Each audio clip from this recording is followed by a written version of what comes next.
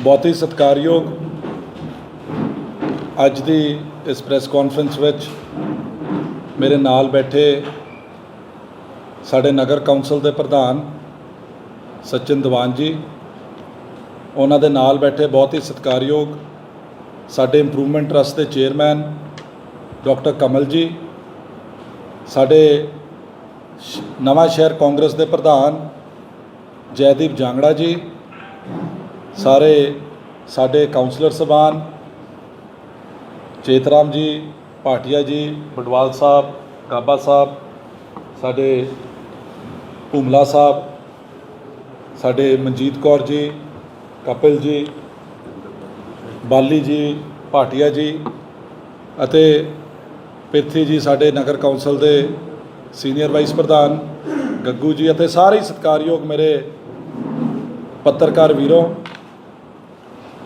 अज की जिहड़ी press conference करन दा मुख कारण है वो ये है कि कल कुछ अकाली दल के लीडर साहबाना ने, कुछ काउंसलर साहबाना ने और जिहड़े मार्कफेड के साबका चेयरमैन है प्रकाश सिंह बादल जी के काफ़ी नेड़े के साथी है जरनैल सिंह वाज जी, जिन्हों ने पिछली बारी नवा शहर तो इलैक्शन लड़ी सी, उन्होंने एक प्रैस कॉन्फ्रेंस की सी और मैनू भी वो प्रैस कॉन्फ्रेंस देखने का जिहड़ा मौका मिलिया। उहदे विच उन्होंने नगर काउंसल की वर्किंग उत्ते और जिहड़ा नगर काउंसल ने हुणे नगर काउंसल की जिहड़ी पहली मीटिंग हुई सी नवीं कमेटी चुनन तो बाद, उहदे विच जिहड़े कुछ अहम फैसले किए गए सी उहदे उपर उन्होंने कुछ किंतु परंतु जिहड़े सवाल खड़े किए सी।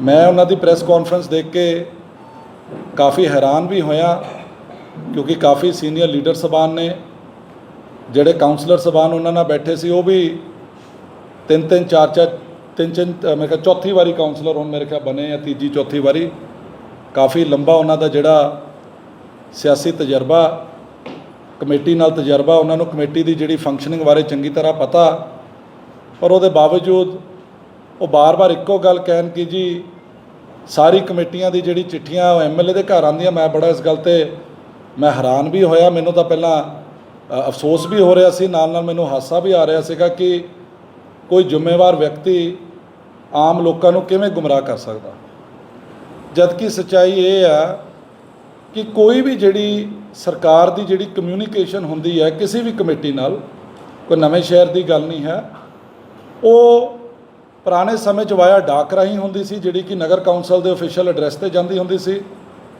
हुण जद दा समा एडवांस होया पिछले 10-15 सालां च जिहड़ी भी कोई कम्यूनीकेशन होंदी है सरकारी तौर पे वो वाया ईमेल होंदी है, बकायदा सारा तुहाडा जिहड़ा कमेटी का ऑफिशियल एक ईमेल ID बनाई जाती है, डायरैक्टर ऑफिस तो जिहड़ा वाया ईमेल कोई भी जिहड़ा मता जांदा वाया ईमेल जांदा, प्रवान होके आंदा वाया ईमेल होके आंदा, और जिहड़ा कमेटी घर जिहड़ी ईमेल ते जिहड़ा बंदा बैठा हुंदा वो डायरैक्टली प्रधान दे अंडर हुंदा। अज तो पहला 5 साल पहला जिहड़ी कमेटी रही सी, जिहड़ा भी कोई कमेटी का राबता लोकल गवर्नमेंट डिपार्टमेंट नाल रहिंदा सीगा वो पुराने प्रधान जी की देख रेख च हुंदा सी। अज नवीं कमेटी बनी है, कोई भी जिहड़ा कम्यूनीकेशन हुंदा चंडीगढ़ वो नवें प्रधान जी की देख रेख च हुंदा। ये तो फैक्ट्स है, फैक्ट्स नूं तोड़िया नहीं जा सकता, फैक्ट्स नूं मरोड़िया नहीं जा सकता, फैक्ट्स हमेशा फैक्ट्स रहूगी। कमेटी की इलैक्शन तो पहला काफ़ी बड़ा मुद्दा जिहड़ा डिवेलपमेंट चार्जिस नूं लैके ये जिहड़ा सवाल है ये मैं आप ही खड़ा कीता सीगा। वख-वख स्टेजां 'च जाके शहर वासियों को मैं जागरूक करने की कोशिश की कि पिछले लंबे समय तो कुछ कमेटी की कमी होने करके या कुछ बंदियां की कमी होने करके जिहड़े शहर के एक्सटर्नल डिवेलपमेंट चार्जिस आ जिन्हों आपां देसी भाषा च नक्शा पास कराने का जिहड़ा खर्चा वो नवा शहर का बाकी शहरों नालों बहुत ज़्यादा जिहड़ा कि ਨਵਾਂ ਸ਼ਹਿਰ ਦਾ ਖਰਚਾ ਘੱਟ ਹੋਣਾ ਚਾਹੀਦਾ ਸੀ, ਕਿਉਂਕਿ ਨਵਾਂ ਸ਼ਹਿਰ ਇੱਕ ਟੀਅਰ 2 ਸਿਟੀ ਹੈ, ਕੋਈ ਟੀਅਰ 1 ਸਿਟੀ ਨਹੀਂ ਹੈ।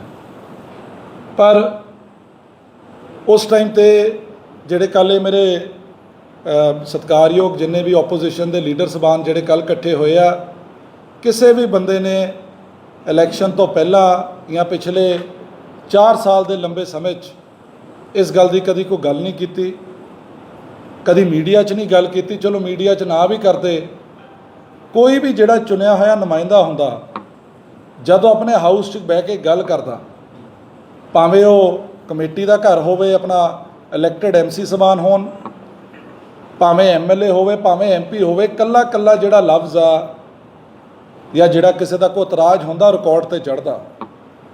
ਮੈਂ ਆਪਣੇ ਸਤਿਕਾਰਯੋਗ ਜਿਹੜੇ ਆਪੋਜੀਸ਼ਨ ਦੇ MC ਸਾਹਿਬਾਨ ਨੇ, ਜਿਹੜੇ ਕਿ ਪਿਛਲੇ ਕਮੇਟੀ ਦੇ ਵਿੱਚ ਮੈਂਬਰ ਵੀ ਸੀਗੇ, ਮੈਂ ਉਹਨਾਂ ਨੂੰ ਪੁੱਛਣਾ ਚਾਹੁੰਦਾ ਕਿ ਜਦ ਪਿਛਲੀ ਕਮੇਟੀ ਸੀਗੀ ਕਿ ਉਹਨਾਂ ਨੇ ਪਿਛਲੇ 5 ਸਾਲਾਂ 'ਚ ਇੱਕ ਵਾਰੀ ਵੀ ਔਨ ਰਿਕਾਰਡ ਜਿਹੜਾ ਤੁਹਾਡਾ ਮਤੇ ਦਾ ਰਜਿਸਟਰ ਸੀਗਾ ਉਸ 'ਤੇ ਆਪਣਾ ਇਤਰਾਜ਼ ਉਹਨਾਂ ਨੇ ਜਤਾਇਆ ਔਨ ਰਿਕਾਰਡ ਕਿ ਜੀ ਇਹ ਜਿਹੜੇ ਆਪਣੇ ਨਕਸ਼ੇ ਦੀ ਜਿਹੜੇ ਫੀਸ ਆ ਇਹ ਨਵਾਂ ਸ਼ਹਿਰ ਦੀ ਬਹੁਤ ਹਾਈ ਆ ਜਾਂ ਬਹੁਤ ਮਹਿੰਗੀ ਆ? ਜੇ ਉਹਨਾਂ ਨੇ ਆਪਣਾ ਇਤਰਾਜ਼ ਮਤੇ ਵਿੱਚ ਲਿਆਂਦਾ ਤਾਂ ਸਾਨੂੰ ਉਸ ਮਤੇ ਦੀ ਕਾਪੀ ਜਿਹੜੀ ਆ ਪ੍ਰੋਵਾਈਡ ਕਰ ਦਿੱਤੀ ਜਾਵੇ। ਆਪਾਂ ਵੀ ਮੰਨ ਲਵਾਂਗੇ ਕਿ ਹਾਂ ਵੀ ਆਪੋਜੀਸ਼ਨ ਨੇ ਜਿਹੜਾ ਇਹ ਸਵਾਲ ਚੁੱਕਿਆ ਸੀਗਾ ਤੇ ਫਿਰ ਵੀ ਜਿਹੜਾ ਮਸਲਾ ਹੱਲ ਨਹੀਂ ਹੋਇਆ। ਪਹਿਲੀ ਗੱਲ ਤਾਂ ਇਹ ਹੈ। ਦੂਜੀ ਗੱਲ, ਸਾਰਾ ਨਵਾਂ ਸ਼ਹਿਰ ਜਾਣਦਾ ਕਿ ਠੀਕ ਹੈ, ਕੱਲ੍ਹ ਬਾਦ ਸਾਹਿਬ ਕਹਿ ਰਹੇ ਸੀ ਕਾਂਗਰਸ ਪਾਰਟੀ ਦੀ ਪਿਛਲੀ ਕਮੇਟੀ ਸੀਗੀ, ਠੀਕ ਹੈ, ਪਿਛਲੀ ਕਮੇਟੀ ਦੇ ਮੈਂਬਰ ਸਾਹਿਬਾਨ ਜਿਹੜੇ ਸੀਗੇ ਜਿਨ੍ਹਾਂ ਨੇ ਇਲੈਕਸ਼ਨ ਲੜੀ ਸੀਗੀ, ਉਹਨਾਂ ਨੇ ਕਾਂਗਰਸ ਪਾਰਟੀ ਦੇ ਸਿੰਬਲ 'ਤੇ ਇਲੈਕਸ਼ਨ ਲੜੀ ਸੀ। ਪਰ ਸਾਰਾ ਸ਼ਹਿਰ ਜਾਣਦਾ ਕਿ ਮੇਰੇ MLA ਬਣਨ ਤੋਂ ਬਾਅਦ ਔਰ ਜਿਹੜੇ ਸ਼ਹਿਰ ਦੇ ਸਾਬਕਾ ਪ੍ਰਧਾਨ ਜੀ ਸੀਗੇ, ਸਾਡੇ ਆਪਸੀ ਕੀ ਸੰਬੰਧ ਸੀਗੇ, ਕੀ ਆਪਣੇ ਤਲੁਕਾਤ ਸੀਗੇ, ਸਾਡਾ ਕਿਹੋ ਜਿਹਾ ਰਿਲੇਸ਼ਨਸ਼ਿਪ ਸੀਗਾ। ਇਹ ਗੱਲ ਜਗ ਜ਼ਾਹਿਰ ਹੈ, ਕਿਸੇ ਤੋਂ ਲੁਕੀ ਹੋਈ ਗੱਲ ਨਹੀਂ। ਮੈਂ ਪਹਿਲੇ ਦਿਨ ਤੋਂ ਇਸ ਨਗਰ ਕੌਂਸਲ ਦੀ ਇਲੈਕਸ਼ਨ ਤੋਂ ਪਹਿਲਾਂ ਵੀ ਸਟੇਜਾਂ 'ਤੇ ਖੜ੍ਹ ਕੇ ਹਮੇਸ਼ਾ ਇਹ ਗੱਲ ਕਰਦਾ ਰਿਹਾ ਕਿ ਇੱਕ ਫਰੈਂਡਲੀ ਮੈਚ ਜਿਹੜਾ ਕੁਝ ਬੰਦਿਆਂ ਦਾ ਆਪੋਜੀਸ਼ਨ ਦੇ MCਆਂ ਸਾਹਿਬਾਨਾਂ ਨਾਲ ਚੱਲਦਾ ਰਿਹਾ। ਉਹਨਾਂ ਨੇ ਕਦੀ ਇਹਨਾਂ ਨੂੰ ਸਵਾਲ ਨਹੀਂ ਪੁੱਛਣੇ, ਉਹਨਾਂ ਨੇ ਕਦੀ ਇਹਨਾਂ ਤੋਂ ਕੋਈ ਜਿਹੜਾ ਹਿਸਾਬ ਕਿਤਾਬ ਨਹੀਂ ਲੈਣਾ ਕਿ ਇਹ ਜਿਹੜੇ ਲੋਕਾਂ ਦੇ ਜਿਹੜੇ ਹਿੱਤ ਦੇ ਆਪਣੇ ਮੁੱਦੇ ਸੀਗੇ ਉਹਨਾਂ 'ਤੇ ਕਦੀ ਉਹਨਾਂ ਨੇ ਕਾਊਂਟਰ ਨਹੀਂ ਕੀਤਾ। ਔਰ ਜਦ ਪਾਰਟੀ ਵੱਲੋਂ ਫੈਸਲਾ ਕੀਤਾ ਗਿਆ ਕਿ ਇਸ ਵਾਰੀ ਕਿ ਜਿਹੜੇ ਕੁਝ ਕਾਉਂਸਲਰ ਸਾਹਿਬਾਨ ਜਾਂ ਜਿਹੜੇ ਕੁਝ ਵਾਰਡਾਂ 'ਚੋਂ ਲੋਕਾਂ ਦੀ ਕੰਪਲੇਂਟ ਆ ਰਹੀ ਸੀ ਕਿ ਉੱਥੇ ਆਪਾਂ ਕੋਈ ਨਵਾਂ ਚਿਹਰਾ ਦਈਏ, ਤਾਂ ਸਾਨੂੰ ਇੱਕ ਨਵੀਂ ਤਰ੍ਹਾਂ ਦੀ, ਇੱਕ ਅਨੋਖੀ ਤਰ੍ਹਾਂ ਦੀ ਰਾਜਨੀਤੀ ਨਵਾਂ ਸ਼ਹਿਰ ਪਹਿਲੀ ਵਾਰੀ ਦੇਖਣ ਨੂੰ ਮਿਲੀ, ਜਿਹੜੀ ਕਿ ਅੱਜ ਤੋਂ ਪਹਿਲਾਂ ਕਦੀ ਸਾਨੂੰ ਦੇਖਣ ਨੂੰ ਨਹੀਂ ਮਿਲੀ ਸੀਗੀ। ਕੀ ਸਾਨੂੰ ਦੇਖਣ ਨੂੰ ਮਿਲਿਆ ਕਿ ਸਾਡੇ ਕਾਂਗਰਸ ਪਾਰਟੀ ਦੇ ਜਿਹੜੇ ਲਗਭਗ 5 ਜਿਹੜੇ ਸਿਟਿੰਗ ਕਾਉਂਸਲਰ ਸੀਗੇ, ਇੰਕਲੂਡਿੰਗ ਸਾਡੇ ਸਾਬਕਾ ਪ੍ਰਧਾਨ ਜੀ, ਉਹਨਾਂ ਨੇ ਅਕਾਲੀ ਦਲ ਦੇ ਨਾਲ ਅਤੇ ਹੋਰ ਕੁਝ ਪਾਰਟੀਆਂ ਨਾਲ ਇੱਕ ਸਾਂਝਾ ਮੋਰਚਾ ਬਣਾ ਕੇ ਇੱਕ ਵਿਕਾਸ ਮੰਚ ਦਾ ਨਾਂ ਦੇ ਕੇ, ਜਿਹਨੂੰ ਮੇਰੇ ਖਿਆਲ ਹਮਖਿਆਲੀ ਵੀ ਕਹਿੰਦੇ ਸੀਗੇ, ਹਮਖਿਆਲੀ ਦਾ ਨਾਰਾ ਦੇ ਕੇ ਇਹਨਾਂ ਨੇ ਇਕੱਠੇ ਇਲੈਕਸ਼ਨ ਲੜੀ। ਉਸ ਟਾਈਮ 'ਤੇ ਵੀ ਮੈਂ ਲੋਕਾਂ ਨੂੰ ਕਾਫੀ ਦੱਸਣ ਦੀ ਕੋਸ਼ਿਸ਼ ਕੀਤੀ ਕਿ ਚਲੋ ਹੁਣ ਪਰਦਾ ਚੱਕ ਹੋ ਗਿਆ, ਘੱਟੋ ਘੱਟ ਲੋਕਾਂ ਦੇ ਕਚਹਿਰੀ 'ਚ ਜਿਹੜੀ ਸਾਰੀ ਸੱਚਾਈ ਆਉਣੀ ਸ਼ੁਰੂ ਹੋ ਗਈ ਕਿ ਪਹਿਲਾਂ ਦਿਖਾਉਣ ਨੂੰ ਆਪੋਜੀਸ਼ਨ ਸੀ, ਦਿਖਾਉਣ ਨੂੰ ਕੋਈ ਕਮੇਟੀ ਦਾ ਪ੍ਰਧਾਨ ਸੀਗਾ, ਪਰ ਇਹ ਸੀਗੇ ਸਾਰੇ ਇਕੱਠੇ ਹੀ। ਫਿਰ ਜਦ ਇਲੈਕਸ਼ਨ ਇਹਨਾਂ ਨੇ ਹਮਖਿਆਲੀ ਹੋ ਕੇ ਲੜ ਲਈ, ਫਿਰ ਤਾਂ ਲੋਕਾਂ ਦੇ ਸਾਹਮਣੇ ਗੱਲ ਹੀ ਖੁੱਲ੍ਹ ਗਈ ਸਾਰੀ, ਕੋਈ ਕਸਰ ਹੀ ਨਹੀਂ ਰਹੀ ਇਸ ਗੱਲ ਦੀ।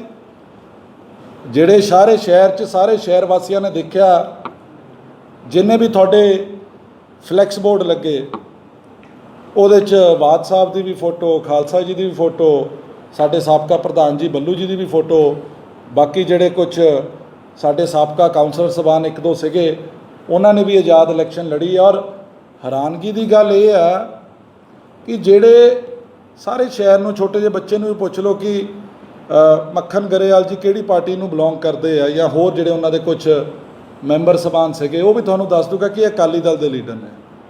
ਪਰ ਕਿਉਂਕਿ ਉਹ ਹਮਖਿਆਲੀ ਸੀਗੇ, ਉਹਨਾਂ ਨੇ ਵੀ ਆਪਣੀ ਤਕੜੀ ਛੱਡਤੀ ਇਲੈਕਸ਼ਨ 'ਚ, ਔਰ ਉਹਨਾਂ ਨੇ ਮੇਰੇ ਖਿਆਲ ਉਹ ਟਰੱਕ ਲੈ ਲਿਆ ਸੀ, ट्रक के चोन निशान ते इन्होंने सॉरी टॉर्च कोई किसी ने टॉर्च फड़ ली, कोई ट्रक ते चढ़ गया।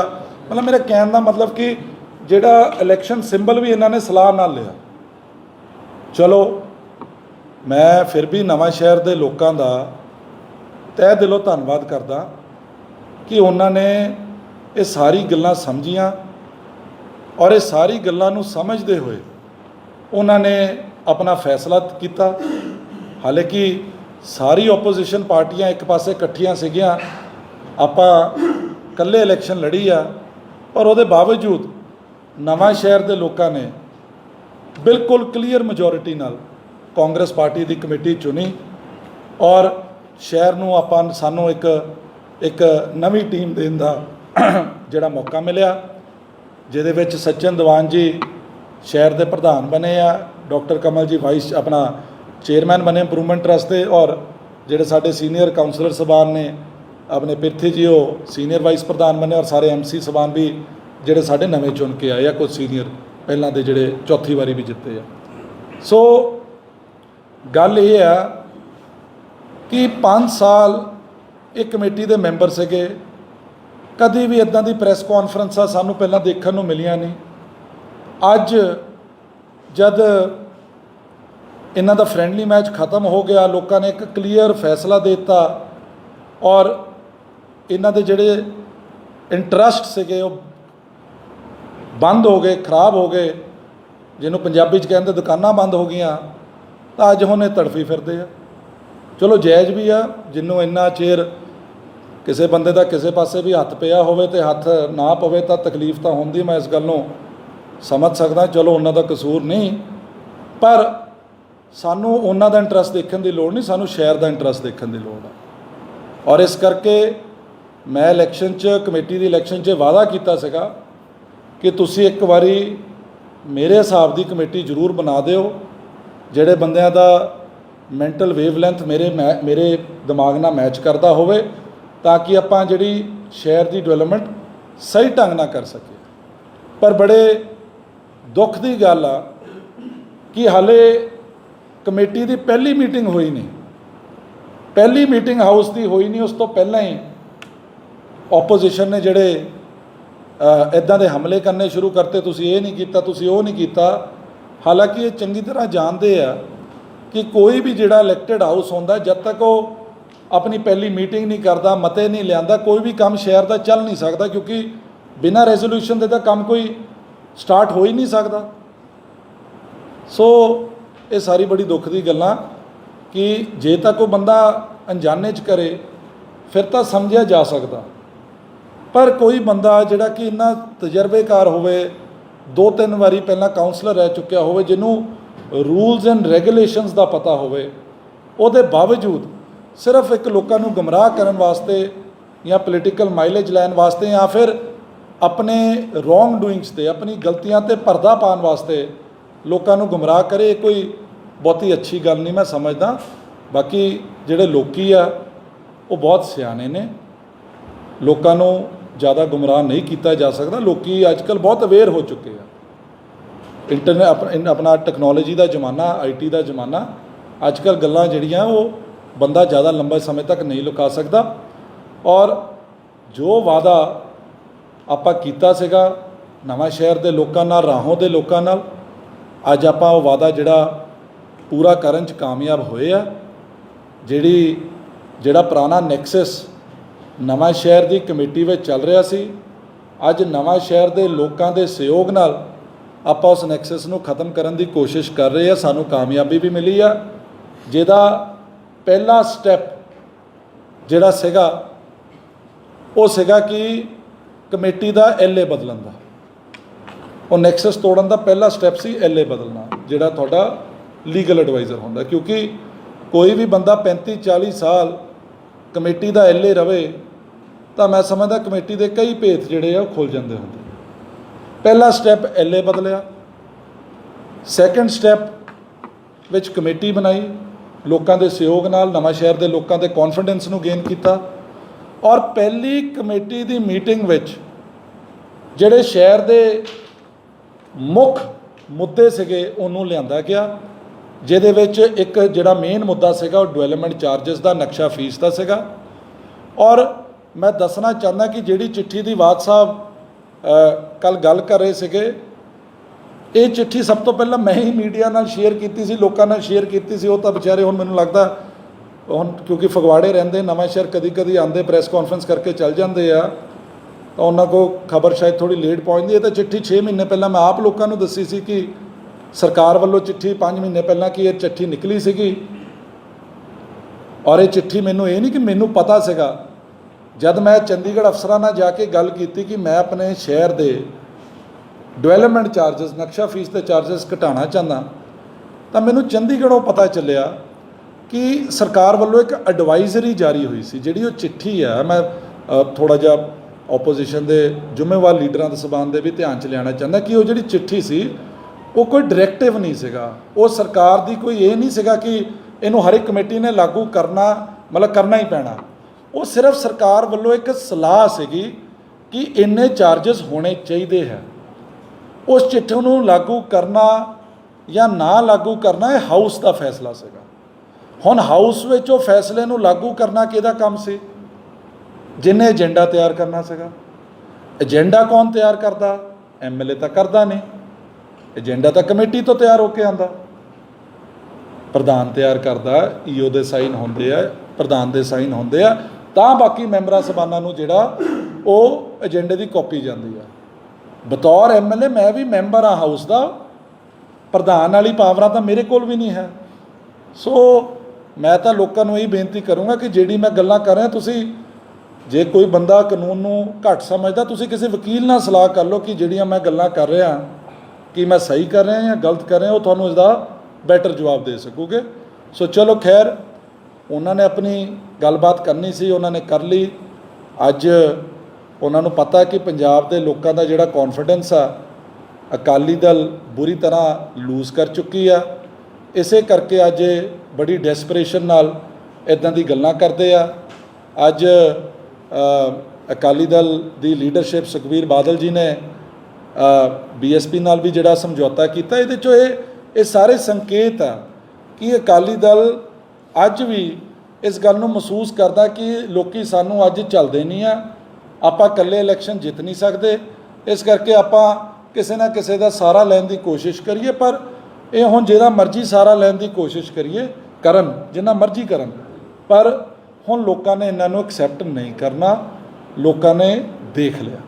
ਬਾਕੀ ਜਿਹੜੀ ਡਿਵੈਲਪਮੈਂਟ ਚਾਰजेस ਦੀ ਗੱਲ ਆ, ਮੈਨੂੰ ਬਹੁਤ ਇਸ ਗੱਲ ਦੀ ਖੁਸ਼ੀ ਹੋਈ ਹੈ ਕਿ ਅੱਜ ਨਵਾਂ ਸ਼ਹਿਰ ਦੇ ਡਿਵੈਲਪਮੈਂਟ ਚਾਰजेस ਆ ਉਹ ਕਾਫੀ ਜ਼ਿਆਦਾ ਘਟੇ ਆ। ਮੇਰੇ ਖਿਆਲ ਨਾਲ ਅਪਰੋਕਸੀਮੇਟਲੀ 70 ਤੋਂ 80% ਜਿਹੜੇ ਡਿਵੈਲਪਮੈਂਟ ਚਾਰजेस ਵਿੱਚ ਕਟੌਤੀ ਹੋਈ ਆ। ਜੇ ਪਹਿਲਾਂ ਕਿਸੇ ਦਾ 20 ਮਰਲੇ ਦਾ ਜਾਂ 10 ਮਰਲੇ ਦਾ ਮਕਾਨ ਸੀ, ਕਿਸੇ ਦੀ 4 ਲੱਖ ਫੀਸ ਸੀ, ਤਾਂ ਹੁਣ ਉਹ 1.5 ਲੱਖ ਰਹਿ ਗਈ। ਹੁਣ ਮੈਂ ਐਗਜ਼ੈਕਟ ਫਿਗਰਸ ਤੁਹਾਨੂੰ ਪ੍ਰਧਾਨ ਜੀ ਦੱਸ ਦੋਗੇ। ਪਰ ਇਹ ਅਸਲ ਗੱਲ ਜਿਹੜੀ ਕੱਲ ਤਕਲੀਫ ਹੋਈ ਆਪੋਜੀਸ਼ਨ ਨੂੰ ਇਸ ਕਰਕੇ ਹੋਈ ਹੈ ਕਿਉਂਕਿ ਹੁਣ ਆਪਾਂ ਫੀਸ ਤਾਂ ਘਟਾਤੀ। ਹੁਣ ਲੋਕਾਂ ਨੂੰ ਅਵੇਅਰਨੈਸ ਕਰਨ ਵਾਸਤੇ ਕਮੇਟੀ ਵੱਲੋਂ ਸਾਰੇ ਸ਼ਹਿਰ ਵਿੱਚ ਫਲੈਕਸ ਲਾਏ ਗਏ ਕਿ ਲੋਕਾਂ ਨੂੰ ਪਤਾ ਚੱਲੇ ਕਿ ਨਕਸ਼ਾ ਫੀਸ ਘਟ ਗਈ ਆ, ਤੁਸੀਂ ਆਪਣੀ ਫੀਸ ਜਮ੍ਹਾਂ ਕਰੋ। ਅਕਸਰ ਜੇ ਆਪਾਂ ਕੋਈ ਲੋਕਾਂ ਦੇ ਹਿੱਤ ਦਾ ਫੈਸਲਾ ਲਿਆ, ਲੋਕਾਂ ਵਿੱਚ ਉਹਦੀ ਐਡਵਰਟਾਈਜ਼ਮੈਂਟ ਕਰਨ ਦਾ ਵੀ ਫਰਜ਼ ਸਾਡਾ ਬਣਦਾ ਕਿ ਲੋਕਾਂ ਨੂੰ ਆਪਾਂ ਜਾਗਰੂਕ ਕਰੀਏ। ਹੁਣ ਜਦ ਫਲੈਕਸ ਬੋਰਡ ਸਾਰੇ ਸ਼ਹਿਰ 'ਚ ਲੱਗ ਗਏ, ਹੁਣ ਉਹ ਇਹਨਾਂ ਨੂੰ ਮਹਿਸੂਸ ਹੋਣ ਲੱਗ ਪਿਆ ਕਿ ਆਪਾਂ ਹੁਣ ਲੋਕਾਂ ਸਾਹਮਣੇ ਨੰਗੇ ਹੋਣ ਲੱਗ ਪਏ, ਹੁਣ ਸਾਡੀ ਜਿਹੜੀ ਸੱਚਾਈ ਆ ਉਹ ਲੋਕਾਂ ਦੇ ਸਾਹਮਣੇ ਆ ਗਈ। ਹੁਣ ਇਹ ਬੇਸਿਕਲੀ ਘਬਰਾਹਟ 'ਚ ਇਹਨਾਂ ਨੇ ਕੀਤੀ। ਪਰ ਚਲੋ, ਮੈਂ ਫਿਰ ਵੀ ਸਾਡੇ ਤੋਂ ਬੜੇ ਸਤਿਕਾਰਯੋਗ ਆ, ਕੋਈ ਇਹੋ ਜਿਹੀ ਗੱਲ ਨਹੀਂ। ਜੇ ਕੋਈ ਪਹਿਲਾਂ ਇਹਨਾਂ ਤੋਂ ਨਹੀਂ ਮੁੱਦਾ ਚੱਕ ਹੋਇਆ, ਕੋਈ ਗੱਲ ਨਹੀਂ। ਅੱਜ ਸਾਡੀ ਕਮੇਟੀ ਬਣੀ ਆ, ਮੈਂ ਕਹਿ ਸਕਦਾ ਅੱਜ ਪੂਰੇ ਜ਼ੋਰ ਨਾਲ ਕਿ ਇਹ ਜਿਹੜੀ ਕਮੇਟੀ ਆ ਮੇਰੀ ਸਲਾਹ ਨਾਲ ਚੱਲਦੀ ਆ। ਮੈਂ ਇਹਨਾਂ ਦੀ ਸਲਾਹ ਨਾਲ ਚੱਲਦਾ, ਮੇਰੀ ਸਲਾਹ ਨਾਲ ਚੱਲਦੇ ਆ। ਪਹਿਲਾਂ ਸਲਾਹ ਨਹੀਂ ਰਲਦੀ ਸੀਗੀ, ਮੈਂ ਲੋਕਾਂ ਨੂੰ ਦੱਸਦਾ ਸੀਗਾ। ਅੱਜ ਸਲਾਹ ਰਲਦੀ ਆ ਤਾਂ ਲੋਕਾਂ ਨੂੰ ਰਾਹਤ ਵੀ ਆਉਣ ਲੱਗ ਪਈ ਆ, ਕਿਉਂਕਿ ਜਿਹੜਾ ਮਤਾ ਇਹਨਾਂ ਨੇ ਪਾਣਾ ਉਹ ਮੈਂ ਨਹੀਂ ਪਾ ਸਕਦਾ। ਸੋ ਮੈਂ ਨਵੀਂ ਕਮੇਟੀ ਦੇ ਸਾਰੇ ਮੈਂਬਰ ਸਭਾਨਾਂ ਦਾ ਧੰਨਵਾਦ ਕਰਦਾ ਕਿ ਤੁਸੀਂ ਅੱਜ ਸ਼ਹਿਰ ਵਾਸੀਆਂ ਨੂੰ ਇੱਕ ਬਹੁਤ ਬੜੀ ਰਾਹਤ ਦਿੱਤੀ ਆ। ਕਿਉਂਕਿ ਨਵਾਂ ਸ਼ਹਿਰ ਵਿੱਚ ਇੱਕ ਟ੍ਰੈਂਡ ਚੱਲ ਪਿਆ ਸੀਗਾ ਕਿ ਨਕਸ਼ਾ ਫੀਸ ਇੰਨੀ ਜ਼ਿਆਦਾ ਵਧਾਤੀ ਸੀ, ਕੋਈ ਆਮ ਬੰਦਾ ਆਪਣੇ ਘਰ ਦਾ ਕੰਮ ਸ਼ੁਰੂ ਕਰਨਾ ਚਾਹੁੰਦਾ ਸੀ ਜਾਂ ਬਿਲਡਿੰਗ ਦਾ ਕੰਮ ਸ਼ੁਰੂ ਕਰਨਾ ਚਾਹੁੰਦਾ ਸੀ, ਪਹਿਲਾਂ तो ਕੰਮ ਸ਼ੁਰੂ ਕਰਦੇ ਸੀ ਆਪ ਹੀ ਜਾ ਕੇ ਕਮੇਟੀ ਤੋਂ ਕੋਈ 2 ਮੁਲਾਜ਼ਮ ਭੇਜ ਕੇ ਕੰਮ ਰੁਕਾ ਦਿੱਤਾ ਜਾਂਦਾ ਸੀਗਾ ਕਿ ਜੀ ਤੁਹਾਡਾ ਨਕਸ਼ਾ ਨਹੀਂ ਪਾਸ, ਤੁਸੀਂ ਕੰਮ ਕਿਵੇਂ ਸ਼ੁਰੂ ਕਰਾਤਾ। ਜਦੋਂ ਕੰਮ ਰੁਕ ਜਾਂਦਾ ਸੀ ਬੰਦਾ ਨੱਠਾ ਕਮੇਟੀ ਦੇ ਜ਼ਿੰਮੇਵਾਰ ਬੰਦੇ ਕੋ ਜਾਂਦਾ ਸੀਗਾ, ਇਹ ਜਿਹੜੇ ਕੱਲ ਸਾਥੀ ਬੈਠੇ ਇਹਨਾਂ ਕੋ ਵੀ ਸ਼ਾਇਦ ਜਾਂਦੇ ਹੋਗੇ ਬੰਦੇ, ਉਹ ਫਿਰ ਕਹਿੰਦੇ ਸੀ ਕਿ ਤੁਹਾਨੂੰ ਨਕਸ਼ਾ ਪਾਸ ਕਰਾਉਣਾ ਪੈਣਾ। ਉਹ ਅਗਲਾ ਬੰਦਾ ਸ਼ਹਿਰ ਦਾ ਜਿਹੜਾ ਆਮ ਨਾਗਰਿਕ ਉਹ ਕਹਿੰਦਾ ਸੀ ਠੀਕ ਹੈ ਕੋਈ ਗੱਲ ਨਹੀਂ ਆਪਾਂ ਨਕਸ਼ਾ ਪਾਸ ਕਰਾ ਲੈਂਦੇ ਆ, ਫੀਸ ਦੱਸੋ ਕਿੰਨੀ ਆ। ਉਹ ਅਗਲਾ ਕਹਿੰਦਾ ਸੀ ਤੁਹਾਡੀ ਸਰਕਾਰੀ ਫੀਸ ਜੀ ਇਹ 4 4.5 5 ਲੱਖ ਰੁਪਈਆ ਬਣਦੀ ਹੈ, ਜਿੰਨੀ ਵੀ ਬਣਦੀ ਸੀ, ਮੈਂ ਹਾਈਪੋਥੈਟਿਕਲੀ ਉਦਾਹਰਨ ਦੇ ਰਿਹਾ। ਉਹ ਅਗਲਾ ਕਹਿੰਦਾ ਸੀ ਯਾਰ 5 ਲੱਖ ਰੁਪਈਆ ਮੈਂ ਨਕਸ਼ੇ 'ਤੇ ਕਾਹਨੂੰ ਖਰਚਾਂ, ਤੁਸੀਂ ਇੱਦਾਂ ਜੀ ਮੇਰੀ ਹੱਥ ਜੋੜ ਕੇ ਬੇਨਤੀ ਹੈ ਸਾਡੇ ਬਿਲਡਿੰਗ ਬਣ ਲੈਣ ਦਿਓ, ਸਾਡਾ ਘਰ ਬਣ ਲੈਣ ਦਿਓ, ਤੁਸੀਂ ਇਹ ਸਾਡੇ ਤੋਂ ਆ ਲਓ, ਤੁਸੀਂ ਇਹ ਲੱਖ 2 ਲੱਖ ਰੁਪਈਆ ਫੜ ਲਓ ਅਤੇ ਸਾਡਾ ਕੰਮ ਨਾ ਰੁਕੇ। ਸੋ ਉਹਦੇ 'ਚ ਘਾਟਾ ਕਿਹਦਾ ਸੀਗਾ? ਕਮੇਟੀ ਦਾ ਘਾਟਾ ਸੀਗਾ, ਕਿਉਂਕਿ 2 ਲੱਖ ਰੁਪਏ ਕਮੇਟੀ ਦੇ ਖਾਤੇ 'ਚ ਤਾਂ ਜਾ ਨਹੀਂ ਰਿਹਾ ਸੀਗਾ। ਹੁਣ ਉਹ ਕਿੱਥੇ ਵੰਡੀਆਂ ਪੈਂਦੀਆਂ ਸੀ ਇਹ ਮੇਰੇ ਕੱਲ੍ਹ ਵਾਲੇ ਸਾਥੀ ਦੱਸ ਸਕਦੇ ਆ ਜਿੰਨੇ ਵਿਚਾਰੇ ਤੜਫੇ ਫਿਰਦੇ ਆ। ਪਰ ਕੋਈ ਗੱਲ ਨਹੀਂ, ਹੁਣ ਮੈਂ ਸਿਰਫ ਇਹ ਕਹਿਣਾ ਚਾਹੁੰਦਾ ਆਪਣੇ ਨਵੇਂ ਸ਼ਹਿਰ ਦੇ ਲੋਕਾਂ ਨੂੰ ਕਿ ਹੁਣ ਜਿਹੜੀ ਫੀਸ ਆ 70-80 ਪੈਸੇ ਘੱਟ ਚੁੱਕੀ ਆ। ਜਿਹੜੇ ਵੀ ਤੁਸੀਂ ਪੈਸੇ ਜਮ੍ਹਾਂ ਕਰਾਉਣੇ ਆ ਉਹ ਕਮੇਟੀ ਨੂੰ ਜਮ੍ਹਾਂ ਕਰਾਓ, ਕਮੇਟੀ ਨੂੰ ਜਮ੍ਹਾਂ ਕਰਾ ਕੇ ਆਪਣਾ ਨਕਸ਼ਾ ਪਾਸ ਕਰਾਓ, ਤਾਂ ਕਿ ਕੱਲ੍ਹ ਨੂੰ ਕਿਸੇ ਬੰਦੇ ਨੇ ਕੋਈ ਸਟੂਡੈਂਟ ਲੋਨ ਲੈਣਾ, ਕੋਈ ਹੋਮ ਲੋਨ ਲੈਣਾ, ਕੋਈ ਉਹਨੇ ਆਪਣੀ ਪ੍ਰੋਪਰਟੀ ਮੌਰਗੇਜ ਕਰਨੀ ਆ, ਕੋਈ ਵੀ ਬੈਂਕ ਤੁਹਾਡੀ ਪ੍ਰੋਪਰਟੀ ਮੌਰਗੇਜ ਨਹੀਂ ਕਰੂਗਾ ਜਦ ਤੱਕ ਤੁਹਾਡਾ ਨਕਸ਼ਾ ਪਾਸ ਨਹੀਂ ਹੋਊਗਾ। ਕਿਸੇ ਵੀ ਬੰਦੇ ਨੇ ਜੇ ਆਪਣੀ ਕਮਰਸ਼ੀਅਲ ਬਿਲਡਿੰਗ ਕਿਸੇ MNC ਨੂੰ, ਮਲਟੀਨੈਸ਼ਨਲ ਕੰਪਨੀ ਨੂੰ ਕਿਰਾਏ 'ਤੇ ਦੇਣੀ ਆ, ਉਹ ਵੀ ਨਕਸ਼ਾ ਪਾਸ ਮੰਗਦੇ ਆ। ਜੇ ਅੱਜ ਲੋਕਾਂ ਦੇ ਨਕਸ਼ੇ ਪਾਸ ਹੋਊਗੇ ਤਾਂ ਸਾਡੇ ਸ਼ਹਿਰ ਦੀ ਇੱਕ ਪ੍ਰੋਪਰ ਪਲਾਨ ਤਰੀਕੇ ਨਾਲ ਡਿਵੈਲਪਮੈਂਟ ਹੋ ਸਕੂਗੀ, ਜਿਹੜੀ ਕਿ ਪੁਰਾਣੇ ਸਮੇਂ 'ਚ ਨਹੀਂ ਹੋ ਸਕੀ। ਔਰ ਜਦ ਵੀ ਕੋਈ ਪਲਾਨ ਤਰੀਕੇ ਨਾਲ ਡਿਵੈਲਪਮੈਂਟ ਕਰਨ ਦੀ ਕੋਸ਼ਿਸ਼ ਕੀਤੀ ਗਈ ਹੈ, ਜਿੱਦਾਂ ਇੰਪਰੂਵਮੈਂਟ ਟਰਸਟ ਲਿਆਂਦਾ ਗਿਆ, ਉਹ ਵੀ ਮੈਂ ਲੋਕਾਂ ਨੂੰ ਦੱਸਦਾ ਰਿਹਾ ਕਿ ਕਿਸ ਤਰੀਕੇ ਨਾਲ ਪੁਰਾਣੇ ਸਮੇਂ 'ਚ ਉਹ ਆਪਾਂ ਇੰਪਰੂਵਮੈਂਟ ਟਰਸਟ ਕਾਮਯਾਬ ਨਹੀਂ ਕਰ ਸਕੇ, ਆਪਾਂ ਉਹਨੂੰ ਫੇਲ ਹੀ ਰਹਿਣ ਦਿੱਤਾ ਜਾਂ ਹੋਣ ਦਿੱਤਾ ਜਾਣਬੁੱਝ ਕੇ। ਅੱਜ ਸਾਡੇ ਇੰਪਰੂਵਮੈਂਟ ਟਰਸਟ ਦੇ ਚੇਅਰਮੈਨ ਡਾਕਟਰ ਕਮਲ ਜੀ ਸਾਡੇ ਕੋਲ ਬੈਠੇ ਆ। ਸਾਡੀ ਆਲਰੇਡੀ ਇੰਪਰੂਵਮੈਂਟ ਟਰਸਟ ਨੂੰ ਲੈ ਕੇ ਕਾਫੀ ਡਿਸਕਸ਼ਨਸ ਹੋ ਚੁੱਕੀਆਂ। ਆਪਾਂ ਇੱਕ ਰੂਪ ਰੇਖਾ ਤਿਆਰ ਕਰ ਚੁੱਕੇ ਆ, ਤੁਹਾਨੂੰ ਆਪਾਂ ਦਿਖਾਵਾਂਗੇ ਕਿ ਇਹ ਜਿਹੜਾ ਫੇਲਡ ਇੰਪਰੂਵਮੈਂਟ ਟਰਸਟ ਆ ਨਵਾਂ ਸ਼ਹਿਰ ਦਾ ਇਸ ਫੇਲਡ ਇੰਪਰੂਵਮੈਂਟ ਟਰਸਟ ਨੂੰ, ਜਿਹਨੂੰ ਕਹਿੰਦੇ ਨਾ ਇੱਕ ਮੁਰਦੇ 'ਚ ਜਾਨ ਪਾਉਣ ਵਾਲੀ ਗੱਲ, ਆਪਾਂ ਤੁਹਾਨੂੰ ਕਰਕੇ ਦਿਖਾਵਾਂਗੇ ਔਰ ਕਰਕੇ ਵੀ ਛੇਤੀ ਦਿਖਾਵਾਂਗੇ। ਇਹ ਨਾ ਸਮਝਿਓ ਕਿ ਸਮਾਂ 6 ਮਹੀਨੇ ਰਹਿ ਗਿਆ, ਥੋੜਾ ਰਹਿ ਗਿਆ। ਜੇ ਬੰਦੇ ਦੀ ਨੀਅਤ ਸਾਫ਼ ਹੋਏ ਬੰਦਾ ਕੰਮ ਸਾਰੇ ਕਰ ਸਕਦਾ, ਔਰ ਆਪਾਂ ਤੁਹਾਨੂੰ ਕਰਕੇ ਦਿਖਾਵਾਂਗੇ, ਤੁਹਾਡੇ ਸਾਹਮਣੇ ਆਊਗਾ। ਇਸ ਤੋਂ ਇਲਾਵਾ ਜਿੱਥੇ ਡਿਵੈਲਪਮੈਂਟ ਚਾਰਜਸ ਦਾ ਬੜਾ ਮੁੱਦਾ ਸੀਗਾ, ਸ਼ਹਿਰ ਦਾ ਜਿਹੜਾ ਦੂਜਾ ਬੜਾ ਮੁੱਦਾ ਉਹ ਹੈਗਾ ਸ਼ਹਿਰ ਦੇ ਡੰਪ ਦਾ। ਮੈਂ ਤੁਹਾਨੂੰ ਲੋਕਾਂ ਨੂੰ ਇਹ ਗੱਲ ਦੱਸਣਾ ਚਾਹੁੰਦਾ ਕਿ ਪਿਛਲੀ ਜਿਹੜੀ ਕਮੇਟੀ ਸੀ, ਭਾਵੇਂ ਇਹਨਾਂ ਨੇ ਮਤਾ ਲਿਆਂਦਾ ਡੰਪ ਦਾ, ਪਰ ਉਹ ਮਤਾ ਕਦੀ ਅੱਜ ਤੱਕ ਪ੍ਰਵਾਨ ਨਹੀਂ ਹੋ ਸਕਿਆ ਡਿਊ ਟੂ ਵਾਟਸਐਵਰ ਰੀਜ਼ਨ। ਕੀ ਕਾਰਨ ਰਹੀ? ਚਲੋ ਡੰਪ ਚੱਕਣਾ ਕੋਈ ਸੌਖਾ ਕੰਮ ਨਹੀਂ ਹੈ, ਬੜਾ ਟੈਕਨੀਕਲੀ ਔਖਾ ਕੰਮ ਆ, ਇਹਦੇ 'ਚ ਕੋਈ ਸ਼ੱਕ ਨਹੀਂ ਹੈ। ਮੈਂ ਚਲੋ ਉਹਨਾਂ ਦਾ 100% ਕਸੂਰ ਵੀ ਨਹੀਂ ਗਿਣਦਾ, ਜਿਹੜੀ ਗੱਲ ਸਹੀ ਹੈ। ਪਰ ਮੈਂ ਸਮਝਦਾ ਕਿ ਜੇ ਉਸ 'ਤੇ ਥੋੜ੍ਹੀ ਹੋਰ ਟੈਕਨੀਕਲੀ ਮਿਹਨਤ ਜ਼ਿਆਦਾ ਕੀਤੀ ਜਾਂਦੀ ਤਾਂ ਸ਼ਾਇਦ ਅੱਜ ਜਿਵੇਂ ਸਾਡਾ ਡੰਪ ਵਾਲਾ ਮਤਾ ਆਪਾਂ ਪ੍ਰਵਾਨ ਕਰਾਇਆ, ਉਹ ਵੀ ਹੋ ਸਕਦਾ ਸੀ। ਜਿਹੜੀ ਪਹਿਲੀ ਕਮੇਟੀ ਦੀ ਮੀਟਿੰਗ ਹੋਈ ਹੈ, ਮੈਂ ਅੱਜ ਮੀਡੀਆ ਰਾਹੀਂ ਦੱਸਣਾ ਚਾਹੁੰਦਾ ਕਿ ਸਾਡਾ ਜਿਹੜਾ ਡੰਪ ਦਾ ਜਿਹੜਾ ਮਤਾ ਉਹ ਲੋਕਲ ਗਵਰਨਮੈਂਟ ਡਿਪਾਰਟਮੈਂਟ ਵੱਲੋਂ ਪ੍ਰਵਾਨ ਹੋ ਚੁੱਕਿਆ। ਉਹਦਾ ਜਿਹੜਾ ਨੈਕਸਟ ਸਟੈਪ ਆ ਉਹ ਆਪਾਂ ਆਪਣੀ ਉਹਦੀ ਆਲਰੇਡੀ ਪਲੈਨਿੰਗ ਵਿੱਚ ਲੱਗੇ ਹੋਏ ਆ।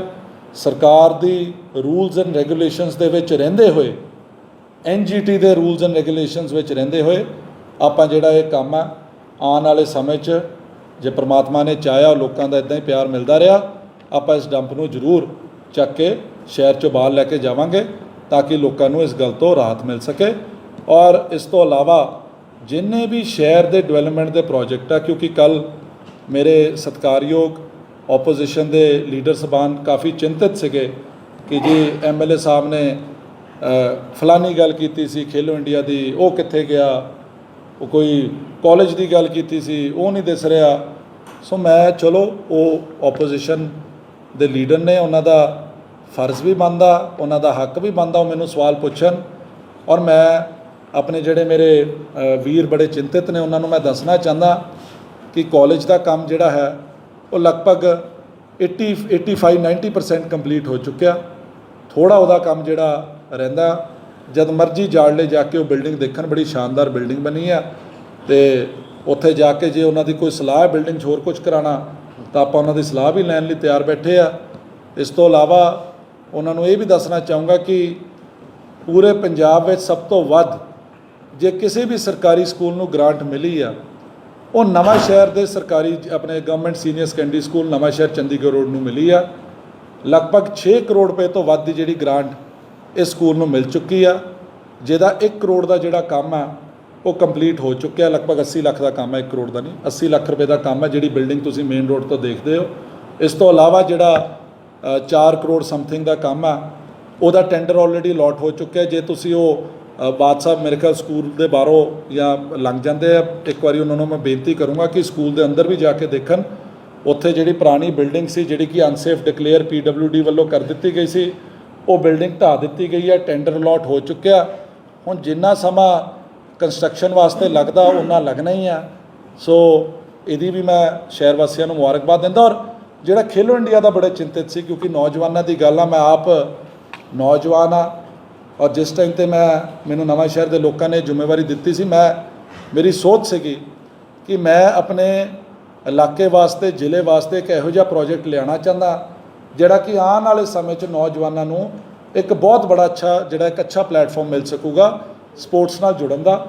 ਔਰ ਕੱਲ੍ਹ ਉਹਨਾਂ ਨੂੰ ਇਸ ਗੱਲ ਦੀ ਬੜੀ ਤਕਲੀਫ ਹੋਈ ਸੀ ਕਿ ਮੈਂ ਬੜੇ ਫਲੈਕਸ ਜਾਂ ਪੋਸਟਰ ਲਵਾਏ ਸੀਗੇ ਸ਼ਹਿਰ ਵਿੱਚ। ਬਿਲਕੁਲ ਮੈਂ ਲਵਾਈ ਸੀ, ਮੈਂ ਕਿਉਂ ਨਾ ਲਵਾਵਾਂ। ਜੇ ਮੈਂ ਕਿਸੇ ਕੰਮ ਵਾਸਤੇ ਮਿਹਨਤ ਕੀਤੀ ਆ, ਜੇ ਮੈਂ ਮਿਹਨਤ ਕਰਕੇ ਚੰਡੀਗੜ੍ਹ ਜਾ ਕੇ ਦਿੱਲੀ ਜਾ ਕੇ ਪੈਰਵਾਈ ਕਰਕੇ ਭਾਰਤ ਸਰਕਾਰ ਵੱਲੋਂ ਇੱਕ ਬੜਾ ਲਗਭਗ 24-25 ਕਰੋੜ ਦਾ ਖੇਡ ਸਟੇਡੀਅਮ ਦੀ ਜਿਹੜੀ ਪ੍ਰਪੋਜ਼ਲ ਉੱਥੇ ਦਿੱਲੀ ਪਹੁੰਚਦੀ ਕਰਾਈ ਔਰ ਉਹਦੇ 'ਚੋਂ ਮੈਂ ਪ੍ਰਪੋਜ਼ਲ ਦਾ ਫੇਜ਼ 1 ਦੇ ਜਿਹੜੇ ਪੈਸੇ ਅਪਰੂਵ ਕਰਾ ਕੇ ਲਿਆ ਆ, ਅਤੇ ਮੈਂ ਉਹਦਾ ਬੋਰਡ ਕਿਉਂ ਨਾ ਲਾਵਾਂ, ਮੈਂ ਉਹਦਾ ਫਲੈਕਸ ਕਿਉਂ ਨਾ ਲਾਵਾਂ। ਜੇ ਮੈਂ ਮਿਹਨਤ ਕੀਤੀ, ਮੈਂ ਲੋਕਾਂ ਨੂੰ ਦੱਸਣਾ ਵੀ ਚਾਹੂੰਗਾ ਕਿ ਲੋਕਾਂ ਦੇ ਆਸ਼ੀਰਵਾਦ ਨਾਲ ਉਹਨਾਂ ਨੇ ਮੈਨੂੰ ਮੌਕਾ ਦਿੱਤਾ, ਆਪਾਂ ਮਿਹਨਤ ਕੀਤੀ, ਆਪਾਂ ਅੱਜ ਪ੍ਰੋਜੈਕਟ ਲਿਆਏ ਆ। ਔਰ ਮੈਂ ਦੱਸਣਾ ਚਾਹੂੰਗਾ ਕਿ ਜਿਹੜਾ ਖੇਲੋ ਇੰਡੀਆ ਦਾ ਫੇਜ਼ 1 ਦੇ ਜਿਹੜਾ ਪੈਸੇ ਸਾਨੂੰ ਗਵਰਨਮੈਂਟ ਆਫ ਇੰਡੀਆ ਨੇ ਦਿੱਤੇ ਆ ਉਹਦਾ ਆਲਰੇਡੀ ਟੈਂਡਰ ਲੱਗ ਚੁੱਕਿਆ। 26/7 ਨੂੰ ਜਿਹੜਾ ਇਹ ਟੈਂਡਰ ਅਲਾਟ ਹੋਣਾ, ਜਦ ਕੋਈ ਵੀ ਵੈਲਿਡ ਬਿਡ ਆਉਂਦੀ ਆ। ਹੁਣ ਵੈਲਿਡ ਬਿਡ ਪਰਮਾਤਮਾ ਮਿਹਰ ਕਰੇ ਕਿ ਸਾਡੀ ਆ ਜਾਵੇ ਔਰ ਆ ਵੀ ਜਾਊਗੀ, ਕੋਈ ਇੰਨੀ ਪ੍ਰੋਬਲਮ ਵਾਲੀ ਗੱਲ ਹੋਣੀ ਨਹੀਂ ਚਾਹੀਦੀ। ਔਰ ਇੱਕ ਵਾਰੀ ਜਦ ਟੈਂਡਰ ਅਲਾਟ ਹੋ ਜਾਊਗਾ 15-20 ਦਿਨਾਂ 'ਚ ਕੰਮ ਸ਼ੁਰੂ ਹੋ ਜਾਊਗਾ। ਸੋ ਤੁਸੀਂ ਬਿਲਕੁਲ ਵੀ ਇਸ ਗੱਲ ਦੀ ਚਿੰਤਾ ਨਾ ਕਰੋ। ਸਾਨੂੰ ਤੁਹਾਡੇ ਵਾਂਗੂ ਗੱਪਾਂ ਮਾਰਨ ਦੀ ਆਦਤ ਨਹੀਂ ਕਿ ਤੁਸੀਂ ਨਿਤਿਨ ਗਟਕਰੇ ਦਾ ਪੱਥਰ ਬੰਗੇ ਲਿਆ ਕੇ ਰਖਾ ਦਿਓ ਅਤੇ ਮੁੜ ਕੇ ਜਿਹੜੀ ਗੁਰੂ ਘਰ ਨੂੰ ਸੜਕ ਜਾਂਦੀ ਆ ਮਾਤਾ ਚਿੰਤਪੁਰਨੀ ਜੀ ਨੂੰ, ਜਵਾਲਾ ਜੀ ਨੂੰ ਜਾਂ ਅਨੰਦਪੁਰ ਸਾਹਿਬ ਜੀ ਨੂੰ, ਉਹਨੇ ਮੁੜ ਕੇ ਉਹ ਪਹਿਲਾਂ ਕਹਿ ਦਈਏ ਕਿ ਨੈਸ਼ਨਲ ਹਾਈਵੇ ਸੜਕ ਬਣਾਊਗਾ, ਮੁੜ ਕੇ ਨੈਸ਼ਨਲ ਹਾਈਵੇ 'ਤੇ ਗਵਰਨਮੈਂਟ ਆਫ ਇੰਡੀਆ ਹੱਥ ਖੜੇ ਕਰਦੇ ਕਿ ਜੀ ਨਹੀਂ ਜੀ, ਇਹ ਤਾਂ ਇਲੈਕਸ਼ਨਾਂ ਤੋਂ ਪਹਿਲਾਂ ਆਪਾਂ ਪੱਥਰ ਰੱਖਣ ਦਾ ਕੰਮ ਕਰਨਾ ਸੀਗਾ ਅਤੇ ਹੁਣ ਇਹ ਸੜਕ ਆਪਾਂ ਬਣਾ ਨਹੀਂ ਸਕਦੇ ਕਿਉਂਕਿ ਸਾਡੀ ਜਿਹੜੀ ਹੁਣ ਇਲੈਕਸ਼ਨ ਮੁੱਕ ਗਈ ਆ ਤਾਂ ਸਾਡਾ ਚੰਦੂ ਮਾਜਰਾ ਹਾਰ ਗਿਆ। ਸੋ ਇਹ ਜਿਹੜੀਆਂ ਗੱਲਾਂ ਸਾਡੇ ਕੋਲ ਹੈ ਨਹੀਂ। ਸਾਡੇ ਕੋਲ ਤਾਂ ਜੋ ਆਪਾਂ ਬੋਲੀ ਦਾ ਕੋਸ਼ਿਸ਼ ਹੁੰਦੀ ਹੈ ਕਿ 90-95% ਉਹ ਕੰਮ ਪੂਰਾ ਕਰਾਈਏ। ਕਈ ਵਾਰੀ ਕਿਸੇ ਟੈਕਨੀਕਲ ਪ੍ਰੋਬਲਮ ਕਰਕੇ ਕੋਈ ਗੱਲ ਰਹਿ ਵੀ ਜਾਂਦੀ ਆ, ਪਰ ਇਹ ਗੱਲ ਨਹੀਂ ਆਪਾਂ ਰਹਿਣ ਦੇਵਾਂਗੇ। ਸੋ ਤੁਸੀਂ ਬਿਲਕੁਲ ਵੀ ਇਸ ਗੱਲ 'ਤੇ ਚਿੰਤਿਤ ਨਾ ਹੋਇਓ, ਇਹ ਸਾਡੀ ਜ਼ਿੰਮੇਵਾਰੀ ਆ ਔਰ ਸ਼ਹਿਰ ਦੇ ਲੋਕਾਂ ਨੂੰ ਇੱਕ ਸ਼ਾਨਦਾਰ ਖੇਡ ਸਟੇਡੀਅਮ ਜਿਹੜਾ ਇਹ ਜ਼ਰੂਰ ਮਿਲੂਗਾ। ਸੋ ਮੈਂ ਬਹੁਤ ਆਪਣੇ ਪ੍ਰੈਸ ਦੇ ਵੀਰਾਂ ਦਾ ਧੰਨਵਾਦ ਕਰਦਾ ਔਰ ਇੱਕ ਵਾਰੀ ਫਿਰ ਸਾਰੇ ਸ਼ਹਿਰ ਵਾਸੀਆਂ ਦਾ ਮੈਂ ਤਹਿ ਦਿਲੋਂ ਧੰਨਵਾਦ ਕਰਦਾ, ਆਪਣੇ ਕਮੇਟੀ ਦੇ ਸਾਰੇ ਮੈਂਬਰ ਸਭਾਨਾਂ ਦਾ ਧੰਨਵਾਦ ਕਰਦਾ। ਸੋ ਬਹੁਤਾ ਨਾ ਕਹਿੰਦਾ ਖੇਮਤ ਜਾਜਕਾ, ਜੈ ਹਿੰਦ।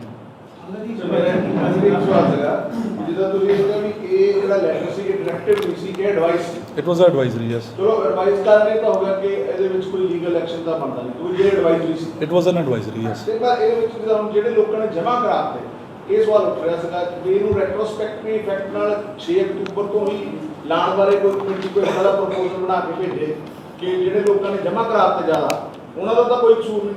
ਦੇਖੋ ਉਸ ਟਾਈਮ ਦੀ ਕਮੇਟੀ ਨੇ ਜਾਂ ਕਿਸੇ ਹੋਰ ਗੱਲ ਕੀਤੀ। ਇੱਕ ਸਵਾਲ ਮੇਰਾ ਹੈ, ਦੂਸਰਾ ਸਵਾਲ ਮੇਰਾ ਹੈ ਤੁਸੀਂ ਵੀ ਜਿਹੜਾ ਲੀਗਲ ਐਡਵਾਈਜ਼ਰ ਵਾਲੀ ਗੱਲ ਕੀਤੀ ਹੈ, ਕਿਆ ਜਿਹੜੇ ਪਹਿਲੇ ਐਲਏ ਸੀਗੇ ਕਮੇਟੀ ਨੇ ਉਹਨਾਂ ਦਾ ਕੋਈ ਸਕਸੈਸ ਰੇਟ ਘੱਟ ਸੀਗਾ ਜਾਂ ਇਹ ਸੀਗਾ ਕਿ ਕੇਸ ਦਾ ਸਕਸੈਸ ਰੇਟ ਘੱਟ ਸੀਗਾ, ਕਮੇਟੀ ਲੂਜ਼ ਕਰ ਰਹੀ ਸੀ ਕੇਸ ਬਹੁਤ ਜਿਹੜੇ ਇਲੈਕਸ਼ਨ ਅੱਜ ਸਾਰਾ ਪੰਜਾਬ ਇੰਕਲੂਡਿੰਗ ਅੰਗਦ ਸਿੰਘ ਨਵਾਂ ਸ਼ਹਿਰ ਆਪਣੀ ਸਰਕਾਰ ਨੂੰ ਵੀ ਸਵਾਲ ਖੜੇ ਕਰਦਾ ਕਿ ਅਤੁਲ ਨੰਦਾ ਇਹ ਦੱਸੇ ਕਿ ਉਹ ਕਿੰਨੇ ਕੇਸ ਜਿੱਤਿਆ।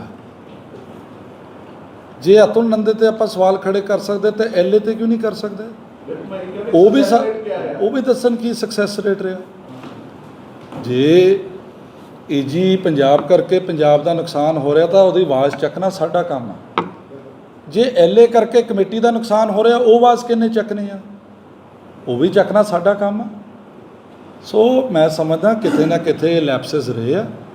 ਇਹ ਲੈਪਸਿਸ ਨੂੰ ਸਮਝਣ 'ਚ ਇਹ ਤਾਂ ਸੀਗਾ ਨਹੀਂ ਕਿ ਮੈਂ 2017 'ਚ ਐਮਐਲਏ ਬਣ ਗਿਆ ਔਰ ਸਾਰਾ ਕਾਨੂੰਨ ਮੇਰੇ ਦਿਮਾਗ 'ਚ ਉਸੇ ਰਾਤ ਡਾਊਨਲੋਡ ਹੋ ਗਿਆ ਕਿ ਹਾਂ ਵੀ ਤੂੰ ਹੁਣ ਐਮਐਲਏ ਬਣ ਗਿਆ ਤੇ ਹੁਣ ਤੈਨੂੰ ਸਾਰਾ ਕਾਨੂੰਨ ਤੇਰੇ ਦਿਮਾਗ 'ਚ ਪੈਨ ਡਰਾਈਵ ਰਾਹੀਂ ਪਾਤਾ ਤੇ ਹੁਣ ਤੈਨੂੰ ਸਭ ਕੁਝ ਆ ਗਿਆ। ਸਾਨੂੰ ਵੀ ਸਾਲ 2 ਸਾਲ 3 ਸਾਲ ਧੱਕੇ ਖਾ ਕੇ ਆਪਣੇ ਸੱਜੇ ਖੱਬੇ ਮੱਥਾ ਮਾਰ ਕੇ ਸਾਨੂੰ ਇੱਕ ਤਜਰਬਾ ਹੋਇਆ, ਸਿੱਖਣ ਦਾ ਮੌਕਾ ਮਿਲਿਆ। ਜਦ ਆਪਾਂ ਸਿੱਖਿਆ ਸਾਨੂੰ ਪਤਾ ਚੱਲ ਗਿਆ ਕਿ ਲੀਕੇजेस ਕਿੱਥੇ ਆ, ਕਿੱਥੇ ਪਲੱਗਸ ਲਾਉਣ ਦੀ ਲੋੜ ਆ। ਅੱਜ ਆਪਾਂ ਪਲੱਗਸ ਲਾਏ ਆ ਤਾਂ ਆਟੋਮੈਟਿਕਲੀ ਕਮੇਟੀ ਤੁਹਾਨੂੰ ਇਹ ਰਾਹਤ ਦੇਣ ਲੱਗ ਪਈ। ਜੇ ਪਲੱਗਸ ਪਹਿਲਾਂ ਨਾ ਲੱਗੇ ਹੁੰਦੇ ਸ਼ਾਇਦ ਪਹਿਲਾਂ ਰਾਹਤ ਮਿਲ ਜਾਂਦੀ, ਪਰ ਫਿਰ ਕੁਝ ਲੋਕਾਂ ਦਾ ਇੰਟਰਸਟ ਜਿਹੜਾ ਸੀ ਉਹ ਹਰਟ ਹੁੰਦਾ ਸੀਗਾ। ਔਰ ਉਹ ਕੱਲ ਵੀ ਹੁਣ ਜਿਹੜੇ ਬੰਦੇ ਇੱਦਾਂ ਤੜਫੇ ਫਿਰਦੇ ਉਹ ਫਿਰ ਐਵੇਂ ਤਾਂ ਨਹੀਂ ਤੜਫੇ ਫਿਰਦੇ।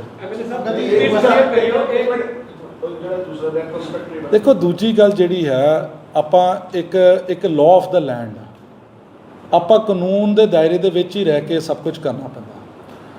ਜਿਹੜੀ ਉਹ ਐਡਵਾਈਜ਼ਰੀ ਨੂੰ ਅਡਾਪਟ ਕਰਨ ਦਾ ਫੈਸਲਾ ਹਾਊਸ ਦਾ ਸੀਗਾ, ਪ੍ਰਧਾਨ ਦਾ ਸੀਗਾ ਕਿ ਉਹਨੂੰ ਏਜੰਡੇ 'ਚ ਲਿਆਉਣਾ ਹੈ ਨਹੀਂ ਲਿਆਉਣਾ। ਜਦੋਂ ਈਮੇਲ ਆਈ, ਚਿੱਠੀ ਆਈ ਵਾਇਆ ਈਮੇਲ, ਉਹਦੀ ਐਕਸੈਸ ਕਿਹਦੇ ਕੋਲ ਸੀਗੀ? ਮੈਂ ਆਪਣੇ ਸ਼ਹਿਰ ਵਾਸੀਆਂ ਨੂੰ ਬੇਨਤੀ ਕਰਦਾ ਕਮੇਟੀ ਘਰ ਜਾ ਕੇ ਹੁਣ ਕਮੇਟੀ ਘਰ ਚੱਲ ਜਾਣ, ਉਹਨਾਂ ਨੂੰ ਫ੍ਰੀ ਡੈਮੋ ਦੇ ਦੇਵਾਂਗੇ ਕਿ ਚਿੱਠੀ ਕਿੱਦਾਂ ਆਉਂਦੀ ਹੈ, ਕਿਹੜੀ ਈਮੇਲ 'ਤੇ ਆਉਂਦੀ ਆ। ਸਾਡਾ ਕਮੇਟੀ ਘਰ ਆਮ ਪਬਲਿਕ ਲਈ ਖੁੱਲ੍ਹਾ। ਮੈਂ ਤਾਂ ਪ੍ਰਧਾਨ ਜੀ ਨੂੰ ਬੇਨਤੀ ਕਰੂੰਗਾ ਤੁਸੀਂ ਕੋਈ ਵੀ ਬੰਦਾ ਹੁੰਦਾ ਉਹਨਾਂ ਨੂੰ ਭਾਵੇਂ 4 ਚਿੱਠੀਆਂ ਦਿਖਾ ਵੀ ਦਿਓ ਕਿੱਦਾਂ ਦੀਆਂ ਆਉਂਦੀਆਂ, ਜਿਹੜੀਆਂ ਕੋਈ ਮਤਲਬ ਕੋਈ ਇੱਦਾਂ ਆਪਣੀ ਕੌਨਫੀਡੈਂਸ਼ੀਅਲ ਲੈਟਰ ਨਾ ਹੋਵੇ। ਉਸ ਤੋਂ ਇਲਾਵਾ ਆਮ ਲੈਟਰ ਦਿਖਾ ਦਿਓ ਤਾਂ ਕਿ ਲੋਕਾਂ ਨੂੰ ਸਿਸਟਮ ਸਮਝ ਆਵੇ ਕਿ ਚਿੱਠੀ ਕਿੱਦਾਂ ਆਉਂਦੀ ਹੈ, ਕੌਣ ਖੋਲ੍ਹਦਾ, ਕਿਹੜੇ ਕਮਰੇ 'ਚ ਖੁੱਲ੍ਹਦੀ ਆ, ਲੋਕਾਂ ਨੂੰ ਪਤਾ ਚੱਲ ਜਾਊਗਾ। ਬਾਕੀ ਕਿਉਂਕਿ ਹਾਊਸ ਨੇ ਉਹ ਅਡੋਪਟ ਨਹੀਂ ਕੀਤਾ ਔਰ ਆਪੋਜੀਸ਼ਨ ਨੇ ਉਸ ਟਾਈਮ 'ਤੇ ਇੱਕ ਵਾਰੀ ਵੀ ਆਪਣਾ ਇਤਰਾਜ਼ ਨਹੀਂ ਜਤਾਇਆ ਔਨ ਰਿਕਾਰਡ। ਜੇ ਉਹਨਾਂ ਕੋਲ ਔਨ ਰਿਕਾਰਡ ਕੋਈ ਇਤਰਾਜ਼ ਹੈਗਾ ਪ੍ਰੋਸੀਡਿੰਗ ਬੁੱਕ ਵਿੱਚ, ਉਹਨਾਂ ਦਾ ਇਤਰਾਜ਼ ਕਿਤੇ ਨਾ ਕਿਤੇ ਤਾਂ ਲਿਖ ਹੋਊਗਾ। ਪਲੀਜ਼ ਉਹਦੀ ਕਾਪੀ ਹੈ ਸਾਨੂੰ ਪ੍ਰੋਵਾਈਡ ਕਰਾ ਦੇਣ ਅਤੇ ਮੈਂ ਜੋ ਇਹ ਸਜ਼ਾ ਮੈਨੂੰ ਕਹੋਗੇ ਮੈਂ ਉਹ ਝੱਲਣ ਲਈ ਤਿਆਰ ਹੋਊਂਗਾ। ਪਰ ਜਦ ਕਦੀ ਇਤਰਾਜ਼ ਹੀ ਨਹੀਂ ਕੀਤਾ ਕਿਉਂਕਿ ਕਨਵੀਨੀਅੰਟ ਸੀ ਬਹੁਤ ਜ਼ਿਆਦਾ ਇਹਨਾਂ ਲਈ ਵੀ ਅਤੇ ਉਸ ਸਮੇਂ ਦੇ ਹੋਰ ਇਹਨਾਂ ਦੇ ਸਾਥੀਆਂ ਲਈ ਵੀ। ਸੋ ਇਹ ਜਿਹੜੇ ਪਹਿਲਾਂ ਜਿਹੜੇ ਨਕਸ਼ੇ ਪਾਸ ਹੋਏ ਆ ਆਪਾਂ ਆਪਣੇ ਐਲਏ ਨਾਲ ਡਿਸਕਸ ਕਰਾਂਗੇ ਲੀਗਲ ਟੀਮ ਨਾਲ, ਪਰ ਇਹਦੀ ਕੋਈ ਗਾਰੰਟੀ ਨਹੀਂ ਹੈ। ਮੈਂ ਵੀ ਲੋਕਾਂ ਨੂੰ ਗੁੰਮਰਾਹ ਨਹੀਂ ਕਰਨਾ ਚਾਹੁੰਦਾ ਇਸ ਗੱਲ 'ਤੇ। ਪਰ ਜਿਹੜੇ ਲੋਕਾਂ ਨੇ ਇਲੀਗਲ ਸਟਰਕਚਰਸ ਖੜੇ ਕੀਤੇ ਆ, ਨਕਸ਼ਾ ਪਾਸ ਨਹੀਂ ਕਰਾਏ, ਉਹਨਾਂ ਨੂੰ ਮੇਰੀ ਅਪੀਲ ਆ ਕਿ ਕਮੇਟੀ ਵੱਲੋਂ ਹੁਣ ਆਉਣ ਵਾਲੇ ਸਮੇਂ 'ਚ ਜਿਹੜਾ ਵੀ ਕੋਈ ਬੰਦਾ ਆਪਣੀ ਕੰਸਟਰਕਸ਼ਨ ਕਰੂਗਾ ਥੋੜ੍ਹੀ ਸਖਤੀ ਕੀਤੀ ਜਾਊਗੀ। ਕਿਉਂਕਿ ਹੁਣ ਜੇ ਆਪਾਂ ਚਾਰਜਸ ਇੰਨੇ ਕਮੇਟੀ ਨੇ ਘਟਾਏ ਆ ਤਾਂ ਜੇ ਹੁਣ ਸਾਡੇ ਤੋਂ ਲੋਕੀ ਹੁਣ ਵੀ ਨਹੀਂ ਨਕਸ਼ਾ ਪਾਸ ਕਰਾਓਗੇ ਤਾਂ ਇਹਦੇ 'ਚ ਨੁਕਸਾਨ ਕਮੇਟੀ ਦਾ। ਸੋ ਇਹਦੇ 'ਚ ਮੈਂ ਲੋਕਾਂ ਨੂੰ ਵੀ ਬੇਨਤੀ ਕਰਦਾ ਕਿ ਸਾਡੇ ਨਾਲ ਕੋਆਪਰੇਟ ਕਰਨ, ਆਪਣੇ ਨਕਸ਼ੇ ਨਵੀਂ ਕੰਸਟਰਕਸ਼ਨ ਵਾਸਤੇ ਪਾਸ ਕਰਾਉਣ ਔਰ ਪੁਰਾਣੇ ਜਿਹੜੇ ਕੰਸਟਰਕਸ਼ਨ ਹੋ ਚੁੱਕੀ ਆ ਉਹ ਵੀ ਪਾਸ ਕਰਾਉਣ ਤਾਂ ਕਿ ਸਾਡਾ ਕਮੇਟੀ ਦਾ ਰੈਵਨਿਊ ਵਧੇ ਤੇ ਪਲੱਸ ਉਹਨਾਂ ਦੇ ਜਿਹੜੇ ਟਾਈਟਲ ਆ ਉਹ ਕਲੀਅਰ ਹੋ ਜਾਣ। ਐਮਐਲਏ ਸਾਹਿਬ ਤੁਸੀਂ ਇਹ ਗੱਲ ਕਿ ਪ੍ਰੈਸ ਕਾਨਫਰੰਸ ਵੀ ਕਹੀ ਹੈਗੀ ਹੈ ਕਿ ਪਹਿਲਾਂ ਰੇਟ ਕੁਝ ਜ਼ਿਆਦਾ ਹੋਣ ਕਾਰਨ ਲੋਕੀ ਆਪਣੇ ਚੁਣਿੰਦਾ ਨੁਮਾਇੰਦੇ ਕੋਲ ਚਲੇ ਜਾਂਦੇ ਸੀਗੇ ਜਾਂ ਕਿਸੇ ਥਰਡ ਪਰਸਨ ਕੋਲ ਚਲੇ ਜਾਂਦੇ ਸੀਗੇ ਕਿ ਲੱਖ 2 ਲੱਖ ਰੁਪਏ ਦੇ ਕੇ ਕੰਮ ਹੋ ਜਾਂਦਾ ਸੀ। ਬੇਸ਼ੱਕ ਤੁਹਾਡੇ ਉਸ ਟਾਈਮ ਉਸ ਪ੍ਰਧਾਨ ਨਾਲ ਬਣਦੀ ਸੀ ਜਾਂ ਨਹੀਂ ਬਣਦੀ ਸੀ, ਲੇਕਿਨ ਤੁਹਾਨੂੰ ਤਾਂ ਜੇ ਗੱਲਾਂ ਪਤਾ ਸੀਗੀਆਂ ਫਿਰ ਤੁਸੀਂ ਕਿਉਂ ਨਹੀਂ ਬੋਲੀ ਕਿ ਤੁਹਾਡੇ ਤੱਕ ਤਾਂ ਕੋਈ ਕੰਪਲੇਂਟ ਆਈ ਕਿ ਅਸੀਂ ਪੈਸੇ ਦਿੱਤੇ ਗਏ ਜੀ ਜਾਂ ਸਾਡੇ ਕੋਲੋਂ ਬਾਰ-ਬਾਰ ਪੈਸੇ ਦਿੱਤੇ ਗਏ ਹੈਗੇ, ਤੁਹਾਡੇ ਕੋਲ ਕੰਪਲੇਂਟਸ ਆਈ ਨਹੀਂ, ਤੁਸੀਂ ਅੱਗੇ ਕਿਉਂ ਨਹੀਂ ਗੱਲ ਕੀਤੀ? ਦੇਖੋ ਗੱਲ ਇੱਦਾਂ ਕਿ ਇਹ ਗੱਲਾਂ ਆਪਣੇ ਕੋਲ ਬਿਲਕੁਲ ਆਉਂਦੀਆਂ ਰਹੀਆਂ ਔਰ ਆਪਾਂ ਇਹ ਗੱਲਾਂ ਹਮੇਸ਼ਾ ਕਰਦੇ ਵੀ ਰਹੇ ਹਾਂ। ਠੀਕ ਹੈ, ਪਰ ਜਿਹੜੀ ਸਾਈਨਿੰਗ ਅਥਾਰਟੀ ਆ ਜਾਂ ਜਿਹੜੇ ਬੰਦੇ ਐਗਜ਼ੀਕਿਊਟਿੰਗ ਅਥਾਰਟੀ ਇਜ਼ ਮਿਊਨਿਸਪਲ ਕਮੇਟੀ ਨਵਾਂ ਸ਼ਹਿਰ, ਐਮਐਲਏ ਨਵਾਂ ਸ਼ਹਿਰ ਇਜ਼ ਨਾਟ ਐਨ ਐਗਜ਼ੀਕਿਊਟਿੰਗ ਅਥਾਰਟੀ। ਤੁਸੀਂ ਉਹਨਾਂ ਦਾ ਉਹਨੂੰ ਕਹਿ ਤਾਂ ਸਕਦੇ ਸੀਗੇ। ਮੈਂ ਕਹਿੰਦਾ ਸੀ ਨਹੀਂ ਪੇਸ਼ ਗਈ, ਹੁਣ ਆਪਾਂ ਆਪਣੀ ਕਮੇਟੀ ਨਵੀਂ ਬਣਾ ਲਈ। ਮੈਨੂੰ ਸ਼ੌਕ ਹੈ ਮੈਂ 8 ਸਿਟਿੰਗ ਕਾਉਂਸਲਰਸ ਦੀ ਟਿਕਟ ਕੱਟੂੰਗਾ ਚਲੋ ਇਹ ਨਹੀਂ ਕਿ 8 ਦੇ 8 ਇਸ ਗੱਲ 'ਚ ਪਾਰਟੀ ਸੀਗੇ, ਮੈਂ ਇਸ ਗੱਲ ਨੂੰ ਗਲਤ ਨਾ ਸਮਝਿਓ। ਮੈਂ ਜੇ ਕਹਾਂ ਕਿ ਉਹ ਨਹੀਂ ਸੀਗੇ, ਦੇ ਆਲ ਸਿਟਿੰਗ ਕਾਉਂਸਲਰਸ ਵਰ ਨਾਟ ਪਾਰਟੀ। ਕੁਝ ਬੰਦਿਆਂ ਦਾ ਕੋਈ ਵਿਨਿੰਗ ਦਾ ਕੋਈ ਇਸ਼ੂ ਸੀ, ਕਿਸੇ ਦੇ ਕੋਈ ਫੈਮਿਲੀ ਪ੍ਰੋਬਲਮ ਸੀ, ਕਿਸੇ ਦਾ ਕੋਈ ਇਸ਼ੂ ਸੀਗਾ। ਬਟ ਜਿਹੜੇ 2-3 ਪਾਰਟੀ ਸੀਗੇ ਸਾਡੇ ਸਾਬਕਾ ਬੰਦੇ ਨਾਲ, ਆਪਾਂ ਆਪਣੀ ਗਲਤੀ ਨੂੰ ਆਪਣੇ ਜਿਹੜੇ ਸ਼ਾਰਟਕਮਿੰਗ ਸੀ ਉਹਨੂੰ ਦੂਰ ਕਰਕੇ ਆਪਾਂ ਸਾਫ਼ ਸੁਥਰੇ ਚਿਹਰੇ ਦੇਣ ਦੀ ਕੋਸ਼ਿਸ਼ ਕੀਤੀ ਹੈ। ਸਾਡੇ ਬੰਦਿਆਂ ਨੂੰ ਮਾੜੇ ਲੱਗਦੇ ਆ, ਜਿਹੜਾ ਪੁਰਾਣਾ ਸਿਸਟਮ ਇਹਨਾਂ ਨੂੰ ਮਾੜਾ ਲੱਗਦਾ, ਇਹਨਾਂ ਨੂੰ ਘਰਾਂ ਦੇ 4 ਪੈਸੇ ਮਾੜੇ ਲੱਗਦੇ। ਅਗਰ ਸਾਹਿਬ ਡੂੰਘੀਆਂ ਗੱਲਾਂ ਬੜੀਆਂ ਹੋ ਗਈਆਂ, ਲੇਕਿਨ ਜਿਹੜੀ ਆਮ ਪਬਲਿਕ ਹੈ ਉਹ ਜਾਣਨਾ ਚਾਹੁੰਦੀ ਹੈ ਕਿ ਇਹ ਚਿੱਠੀ ਹੈ ਕਿ ਮੇਲ ਹੈ। ਜੇ ਚਿੱਠੀ ਹੈ ਤਾਂ ਕੀ ਡਾਕੀਆ ਪਹਿਲਾਂ ਤੁਹਾਡੇ ਘਰ ਫੜਾ ਕੇ ਜਾਂਦਾ, ਈਓ ਨੂੰ ਆਉਂਦੀ ਆ? ਜੇ ਮੇਲ ਹੈ ਤਾਂ ਕੀ ਤੁਹਾਨੂੰ ਸੀਸੀ ਵਿੱਚ ਰੱਖਿਆ ਗਿਆ ਸੀ 2017 ਵਿੱਚ? ਮੈਂ ਤੁਹਾਨੂੰ ਇਹ ਦੱਸਣਾ ਚਾਹੁੰਦਾ ਸੂਰੀ ਸਾਹਿਬ ਕਿ ਜਦ ਆਪਾਂ ਚਿੱਠੀ ਕਹਿੰਦੇ ਆ ਨਾ, ਅੱਜ ਕੱਲ੍ਹ ਜਿਹੜੀ ਫਿਜ਼ੀਕਲ ਲੈਟਰ ਨਾ, ਪਿਛਲੇ ਲੰਬੇ ਸਮੇਂ ਤੋਂ ਮੇਰੇ ਖਿਆਲ ਹੁਣ ਤਾਂ 10 ਸਾਲ ਹੀ ਹੋ ਗਏ ਹੁਣ ਇਸ ਗੱਲ ਨੂੰ ਘੱਟੋ ਘੱਟ, ਹੁਣ ਡਾਕ ਨਹੀਂ ਆਉਂਦੀ। 10 ਸਾਲਾਂ ਤੋਂ ਜਦ ਆਪਾਂ ਚਿੱਠੀ ਕਹੀਦੀ ਆ, ਉਹ ਚਿੱਠੀ ਮੇਲ ਹੀ ਹੁੰਦੀ। ਫਿਰ ਮੇਲ ਹੈ ਤਾਂ ਮੇਲ 'ਚ ਤੁਹਾਨੂੰ ਸੀਸੀ ਰੱਖਿਆ ਗਿਆ ਸੀ? ਯਾਰ ਮੈਂ ਤੁਹਾਨੂੰ ਪਤਾ ਸੀ? ਮੇਰੀ ਕੀ ਆਫੀਸ਼ੀਅਲ ਆਈਡੀ ਜੀ? ਅੰਗਦ ਸਿੰਘ ਅੰਗਦ nsr@gmail.com ਮੇਰੀ ਈਮੇਲ ਆਈਡੀ ਹੈ। Is it a official email ID? Is it an official email ID? It is a private email ID. ਠੀਕ ਹੈ। ਗਵਰਨਮੈਂਟ ਦਾ ਕੋਈ ਵੀ ਕਮਿਊਨੀਕੇਸ਼ਨ ਜਿਹੜਾ ਹੁੰਦਾ from one official ID to other official ID ਹੁੰਦਾ। MC ਆਫਿਸ ਨਵਾਂ ਸ਼ਹਿਰ ਦੀ ਇੱਕ official email ID ਆ, ਬਕਾਇਆ ਉਹਦਾ ਡੋਂਗਲ ਹੁੰਦਾ, ਪ੍ਰੋਪਰ ਹੁੰਦਾ, ਉਹਦਾ ਪਾਸਵਰਡ ਹੁੰਦਾ, ਜਿਹੜਾ ਐਕਸੈਸ ਕਿਸੇ ਇੱਕ ਬੰਦੇ ਕੋਲ ਹੁੰਦਾ। ਚੰਡੀਗੜ੍ਹ ਆਫੀਸ਼ੀਅਲ ਡਾਇਰੈਕਟਰ ਆਫਿਸ ਦੇ ਈਮੇਲ ਆਈਡੀ ਤੋਂ ਆਉਂਦੀ। ਡਾਇਰੈਕਟਰ ਵੀ ਆਪਣੇ ਪਰਸਨਲ ਈਮੇਲ ਆਈਡੀ ਤੋਂ ਥੋੜੀ ਈਮੇਲ ਭੇਜਦਾ। ਇਹ ਤਾਂ ਲੋਕਲ ਗਵਰਨਮੈਂਟ ਡਾਇਰੈਕਟਰ ਕੋਈ ਵੀ ਹੋ ਸਕਦਾ, ਅੱਜ ਕੋਈ ਆ, ਕੱਲ ਕੋਈ ਹੋਰ ਆ, ਪਰਸੋਂ ਕੋਈ ਹੋਰ ਹੋ ਸਕਦਾ ਡਾਇਰੈਕਟਰ, ਪਰ ਈਮੇਲ ਆਈਡੀ ਹੋਈ ਰਹਿਣੀ ਆ। ਅੱਜ ਕਮੇਟੀ ਦਾ ਪ੍ਰਧਾਨ ਕੋਈ ਹੋਰ ਆ, ਕੱਲ ਕੋਈ, ਅੱਜ ਪਰਸੋਂ ਕੋਈ ਹੋਰ ਹੋ ਸਕਦਾ। ਠੀਕ ਹੈ ਜੀ, ਪਰ ਈਮੇਲ ਆਈਡੀ ਹੋਈ ਰਹਿੰਦੀ ਆ। ਉਸ ਈਮੇਲ ਆਈਡੀ ਤੋਂ ਜਿਹੜੀ ਤੁਹਾਡੀ ਆਫੀਸ਼ੀਅਲ ਈਮੇਲ ਆਈਡੀ ਹੁੰਦੀ ਹੈ, ਉਸ 'ਤੇ ਹੀ ਸਾਰੀ ਮੇਲ ਦੀ ਕਮਿਊਨੀਕੇਸ਼ਨ ਹੁੰਦੀ ਆ। ਹੁਣ ਤੁਸੀਂ ਆਪ ਇਸ ਗੱਲ ਦਾ ਹਿਸਾਬ ਲਾ ਲਓ ਕਿ ਉਹਦਾ ਐਕਸੈਸ ਕਿਹਦੇ ਕੋਲ ਹੋਊਗਾ, ਪ੍ਰਧਾਨ ਕੋਲ ਹੋਊਗਾ ਜਾਂ ਕਿਹਦੇ ਕੋਲ ਹੋਊਗਾ।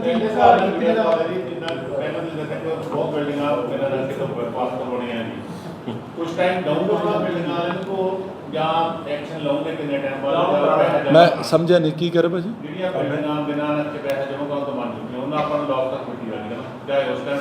ਦੇਖੋ ਲਾਸ ਦੋਨਾਂ ਦਾ। ਉਸ ਤੋਂ ਬਾਅਦ ਕੁਝ ਟਾਈਮ ਤੇ ਤੋਂ ਬਾਅਦ ਪੈਸੇ ਜਿਵੇਂ ਕਰਾਉਣ ਦਾ ਟਾਈਮ ਦਊਂਗੇ।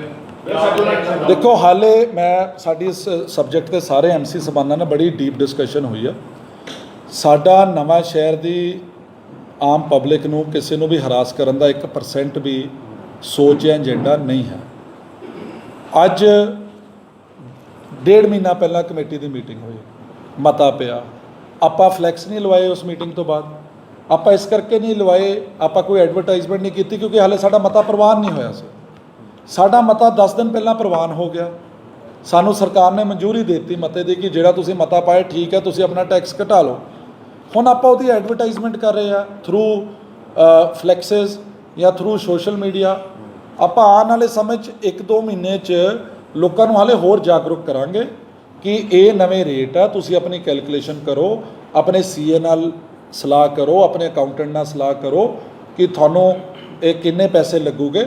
ਆਪਾਂ ਉਹਨਾਂ ਨੂੰ ਪ੍ਰੋਪਰ ਖੁੱਲ੍ਹਾ ਟਾਈਮ ਦੇਵਾਂਗੇ ਔਰ 2-3-4 ਮਹੀਨੇ 6 ਮਹੀਨੇ ਜਿੱਦਾਂ ਵੀ ਹਾਊਸ ਡਿਸਾਈਡ ਕਰੂਗਾ, ਕਮੇਟੀ ਦੇ ਮੁਲਾਜ਼ਮ ਡਿਸਾਈਡ ਕਰੋਗੇ, ਅਫਸਰ ਸਬਾਨ, ਉਹਨਾਂ ਦੀ ਸਲਾਹ ਨਾਲ ਫਿਰ ਆਪਾਂ ਇੱਕ ਡੈਡਲਾਈਨ ਰੱਖ ਲਾਂਗੇ ਕਿ ਇਸ ਤੋਂ ਪਹਿਲਾਂ ਤੁਸੀਂ ਆਪਣਾ ਜਿਹੜਾ ਹੈ ਜਿਹੜੀ ਨਵੀਂ ਬਿਲਡਿੰਗਸ ਵਾਸਤੇ, ਜਿਹੜੇ ਪੁਰਾਣੇ ਬਣ ਚੁੱਕੇ ਉਹਦੇ ਵਾਸਤੇ ਨਹੀਂ, ਕਿ ਜਿਹੜੀ ਨਵੀਂ ਬਿਲਡਿੰਗ ਬਣਨੀ ਹੈ, ਜੇ ਹੁਣ ਕੋਈ ਵੀ ਬੰਦਾ ਉਹਦੇ 'ਚ ਆਪਣਾ ਜ਼ਿਆਦਾ ਆਪਣਾ ਕਮੇਟੀ ਦਾ ਨੁਕਸਾਨ ਕਰੂਗਾ ਤਾਂ ਕਮੇਟੀ ਵੀ ਆਪਣੇ ਵੱਲੋਂ ਫਿਰ ਐਕਸ਼ਨ ਲਊਗੀ। ਲੈਣਾ ਵੀ ਚਾਹੀਦਾ ਕਿ ਸ਼ਹਿਰ ਦੀ ਡਿਵੈਲਪਮੈਂਟ ਕਿੱਥੋਂ ਕਰਨੀ ਆਪਾਂ। ਬਾਦ ਸਾਹਿਬ ਨੇ ਕੱਲ੍ਹ ਕਿਹਾ ਸੀਗਾ ਕਿ ਜਿਨ੍ਹਾਂ ਦੇ ਪੈਸੇ ਜ਼ਿਆਦਾ ਲੈਣ ਗਏ ਨਕਸ਼ਾ ਬਸ ਨੂੰ ਲੈ ਕੇ, ਉਹਨੂੰ ਇੱਕ ਜਨਹਿਤ ਜਿਹੜੀ ਆ ਉਹ ਚਰਚਾ ਜਿਹੜੀ ਉਹ ਕੀਤੀ ਜਾਏਗੀ, ਕੁਐਸਚਨ ਪੂਰਾ ਸੁਣ ਰਹੀ। ਕਿਉਂਕਿ ਉਦੋਂ ਇਹ ਕਲੀਅਰ ਨਹੀਂ ਸੀਗਾ ਕਿ ਜਿਹੜਾ ਲੈਟਰ ਇਸ਼ੂ ਹੋਇਆ ਸੀ ਉਹ ਐਡਵਾਈਜ਼ਰੀ ਸੀਗਾ ਜਾਂ ਨਹੀਂ ਸੀਗਾ। ਮੰਨ ਲਓ ਜੀ ਉਹ ਜਨਹਿਤ ਪਟੀਸ਼ਨ ਲੈ ਕੇ ਜਾਂਦੇ ਆ, ਉਹਦੀ ਰਿਸਪੌਂਸਿਬਿਲਿਟੀ ਇਕੱਲੇ ਪ੍ਰਧਾਨ ਦੀ ਹੋਵੇਗੀ ਜਾਂ ਪੂਰੀ ਹਾਊਸ ਦੀ ਹੋਵੇਗੀ?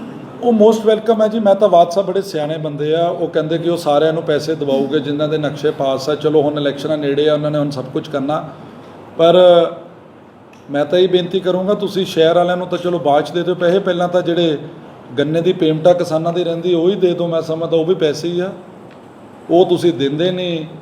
ਤੇ ਸ਼ਹਿਰ ਵਾਲਿਆਂ ਦੇ ਨਕਸ਼ੇ ਦੇ ਪੈਸੇ ਤੁਸੀਂ ਵਾਪਸ ਕਰਾਣੇ ਆ, ਗੱਪਾਂ ਜਿੰਨੀ ਮਰਜ਼ੀ ਮਰਾ ਲਓ, ਠੀਕ ਹੈ। ਬਾਕੀ ਗੱਲ ਇਹ ਹੈ ਕਿ ਮਾਰਕਫੈਡ ਦਾ ਜਿੱਥੇ ਉਹ 10 ਸਾਲ ਚੇਅਰਮੈਨ ਰਹੇ ਆ, ਮਾਰਕਫੈਡ ਦਾ ਦਫ਼ਤਰ ਤੇ ਲੋਕਲ ਗਵਰਨਮੈਂਟ ਦਾ ਦਫ਼ਤਰ ਬਿਲਕੁਲ ਲਗਭਗ ਕਹਿ ਲਓ ਕੰਧ ਸਾਂਝੀ ਆ, 50 ਮੀਟਰ ਦਾ ਫਰਕ ਨਹੀਂ ਆ।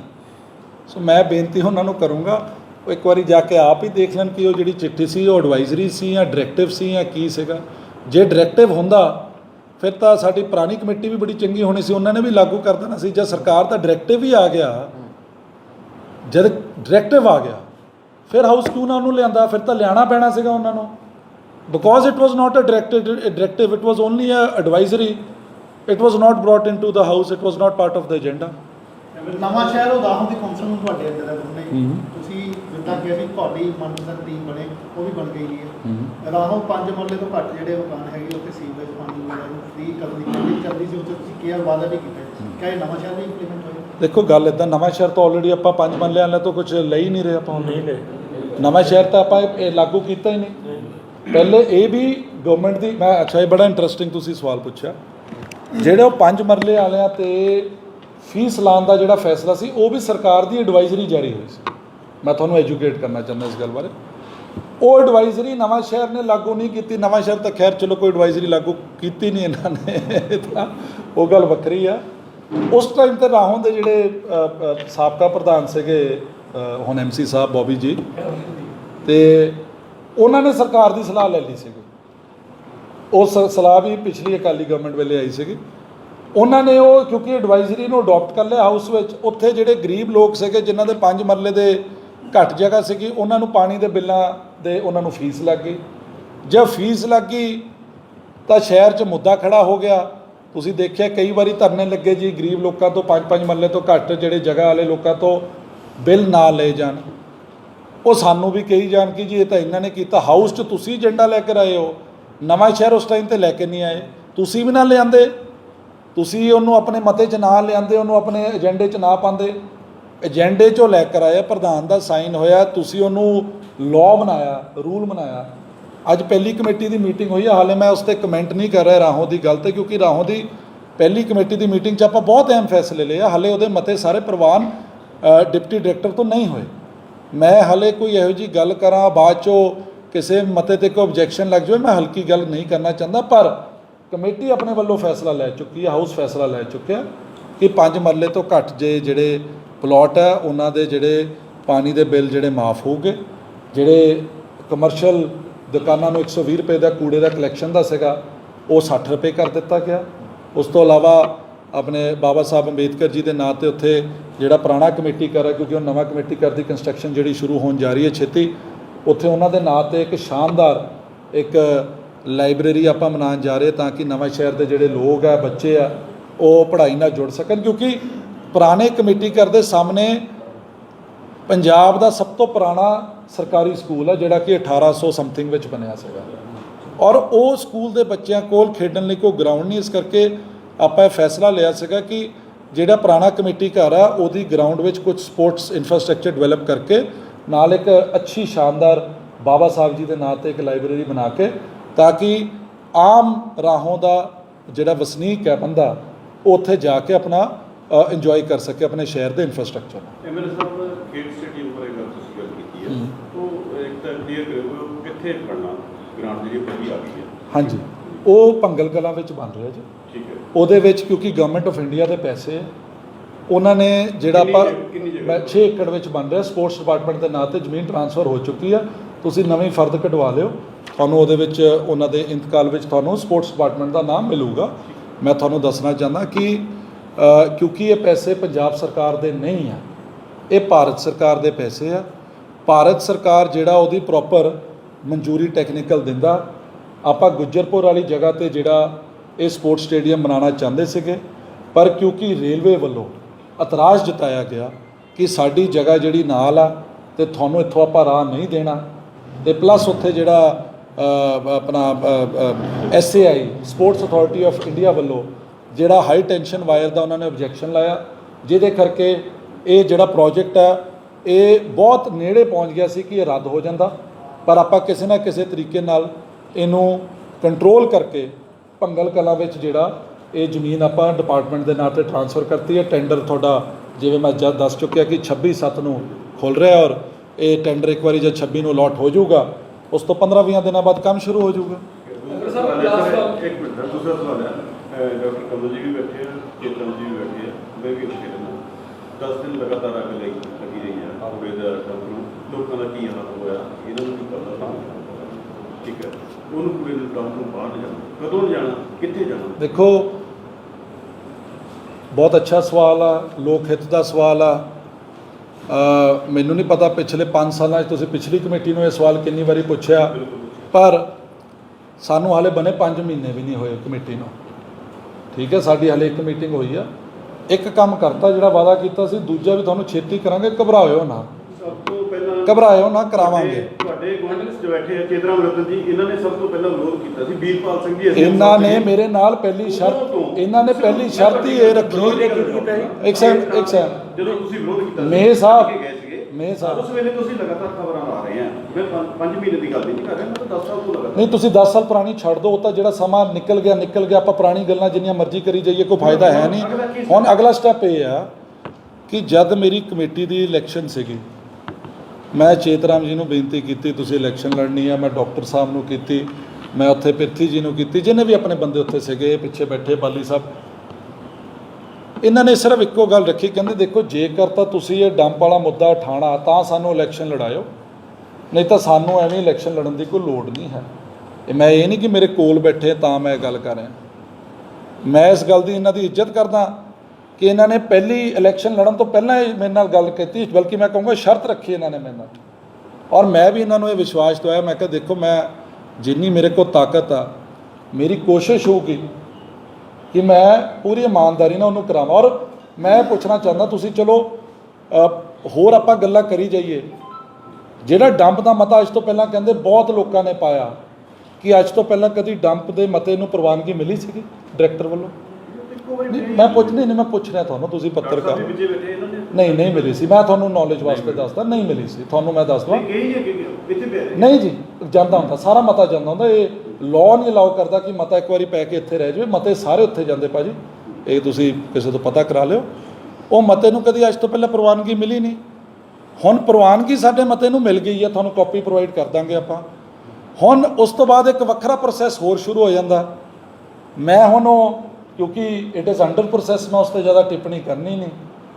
ਠੀਕ ਹੈ, ਜਦ ਆਪਣਾ ਕੰਮ ਨੇੜੇ ਪਹੁੰਚੂਗਾ, ਸਿਰੇ ਚੜੂਗਾ, ਤੁਹਾਨੂੰ ਮੈਂ ਹੋਰ ਜਾਣਕਾਰੀ ਦੇ ਦੂੰਗਾ। ਐਮਐਲਏ ਸਾਹਿਬ, ਨਕਸ਼ੇ ਦੇ ਮੁੱਦੇ ਤੇ ਇੱਕ ਸਵਾਲ ਹੋਰ ਲੈਣਾ ਚਾਹੁੰਦਾ। ਹਾਂਜੀ ਹਾਂਜੀ, ਤੁਸੀਂ ਕਹਿੰਦੇ ਕਿ ਇਹ ਮੁੱਦਾ 6 ਮਹੀਨੇ ਪਹਿਲਾਂ ਮੈਂ ਚੱਕਿਆ, ਹੁਣ ਜਿਹੜਾ ਕੱਲ ਪ੍ਰੈਸ ਕਾਨਫਰੰਸ ਵਿੱਚ ਹੋਈ ਸੀ, ਤੁਸੀਂ ਕਹਿੰਦੇ ਕਿ ਪੋਲੀਟੀਕਲ ਮਾਈਲੇਜ ਲੈਣਾ ਚਾਹੁੰਦੇ ਜਾਂ ਆਪਣੀ ਰੌਂਗ ਡੂਇੰਗਸ ਲਈ, ਲੇਕਿਨ ਬਾਦ ਸਾਹਿਬ ਕਹਿੰਦੇ ਤੁਸੀਂ ਨੋਇੰਗਲੀ ਸਭ ਕੁਝ ਕਰ ਰਹੇ ਹੋ ਤਾਂ ਕਿ ਜਨਤਾ ਨੂੰ ਵੋਟਾਂ ਤੋਂ ਪਹਿਲਾਂ ਥੋੜਾ ਗੁੰਮਰਾਹ ਕੀਤਾ ਜਾ ਸਕੇ। ਚਲੋ ਕਰ ਕੌਣ ਰਿਹਾ? ਗੱਲ ਸੁਣੋ, ਹੁਣ ਉਹ ਹਮਖਿਆਲੀ ਆ, ਪੁੱਛਦੇ ਐਮਐਲਏ ਨੂੰ ਆ, ਉਹਨੂੰ ਕਹੋ ਤੁਸੀਂ ਵੀ ਆ ਪੁਰਾਣੇ ਆਪਣੇ ਹਮਖਿਆਲੇ ਨੂੰ ਪੁੱਛ ਲਓ, ਉਹਨੂੰ ਕਹੋ ਆਪਣੇ ਘਰ 'ਚ ਹੀ ਸਲਾਹ ਮਾਰ ਲਓ, ਤੁਹਾਨੂੰ ਸਾਰੇ ਸਵਾਲਾਂ ਦੇ ਜਵਾਬ ਮਿਲ ਜੂਗੇ। ਮੈਂ ਤਾਂ ਫਿਰ ਬਾਹਰ ਲਾਂ, ਹੁਣ ਤਾਂ ਪਰਿਵਾਰ ਇਕੱਠਾ ਹੋ ਗਿਆ, ਪਰਿਵਾਰ ਬੜਾ ਬਹੁਤ ਹੋ ਗਿਆ ਸੁੱਖ ਨਾਲ।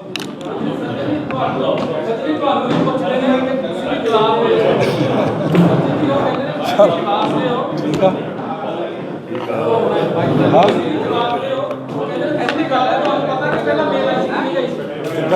ਮੇਲ ਦਾ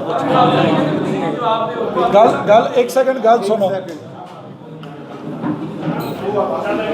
ਪਰਮਨਾਥ ਜੀ ਕਹਿੰਦੇ ਨੇ ਤੁਸੀਂ ਵੀ ਜਵਾਬ ਦਿਓ, ਤੁਸੀਂ ਵੀ ਐਮਸੀ ਸੀਗੇ ਲਾਸਟ ਟਾਈਮ, ਪਿਛਲੀ ਜਿਹੜੀ ਨਗਰ ਕੌਂਸਲ ਸੀਗੀ, ਤੁਹਾਨੂੰ ਮੇਲ ਦਾ ਪਤਾ ਸੀਗਾ? ਮੇਰਾ ਜਿਹੜਾ ਤੁਸੀਂ ਵੀ ਸ਼ਾਇਦ ਪੱਤਰਕਾਰ ਵੀਰਾਂ ਨੇ ਉਹਨਾਂ ਨੂੰ ਸਵਾਲ ਕੀਤਾ ਸੀ ਕਿ ਉਹਨਾਂ ਨੇ ਕਿਉਂ ਨਹੀਂ ਆਵਾਜ਼ ਉਠਾਈ, ਕਿ ਉਹ ਵੀ ਉਸੇ ਹਾਊਸ ਦੇ ਮੈਂਬਰ ਸੀ। ਸੋ ਮੈਂ ਉਹੀ ਜੋ ਜਵਾਬ ਉਹਨਾਂ ਦਾ ਸੀ ਉਹੀ ਜਵਾਬ ਮੇਰਾ ਆ।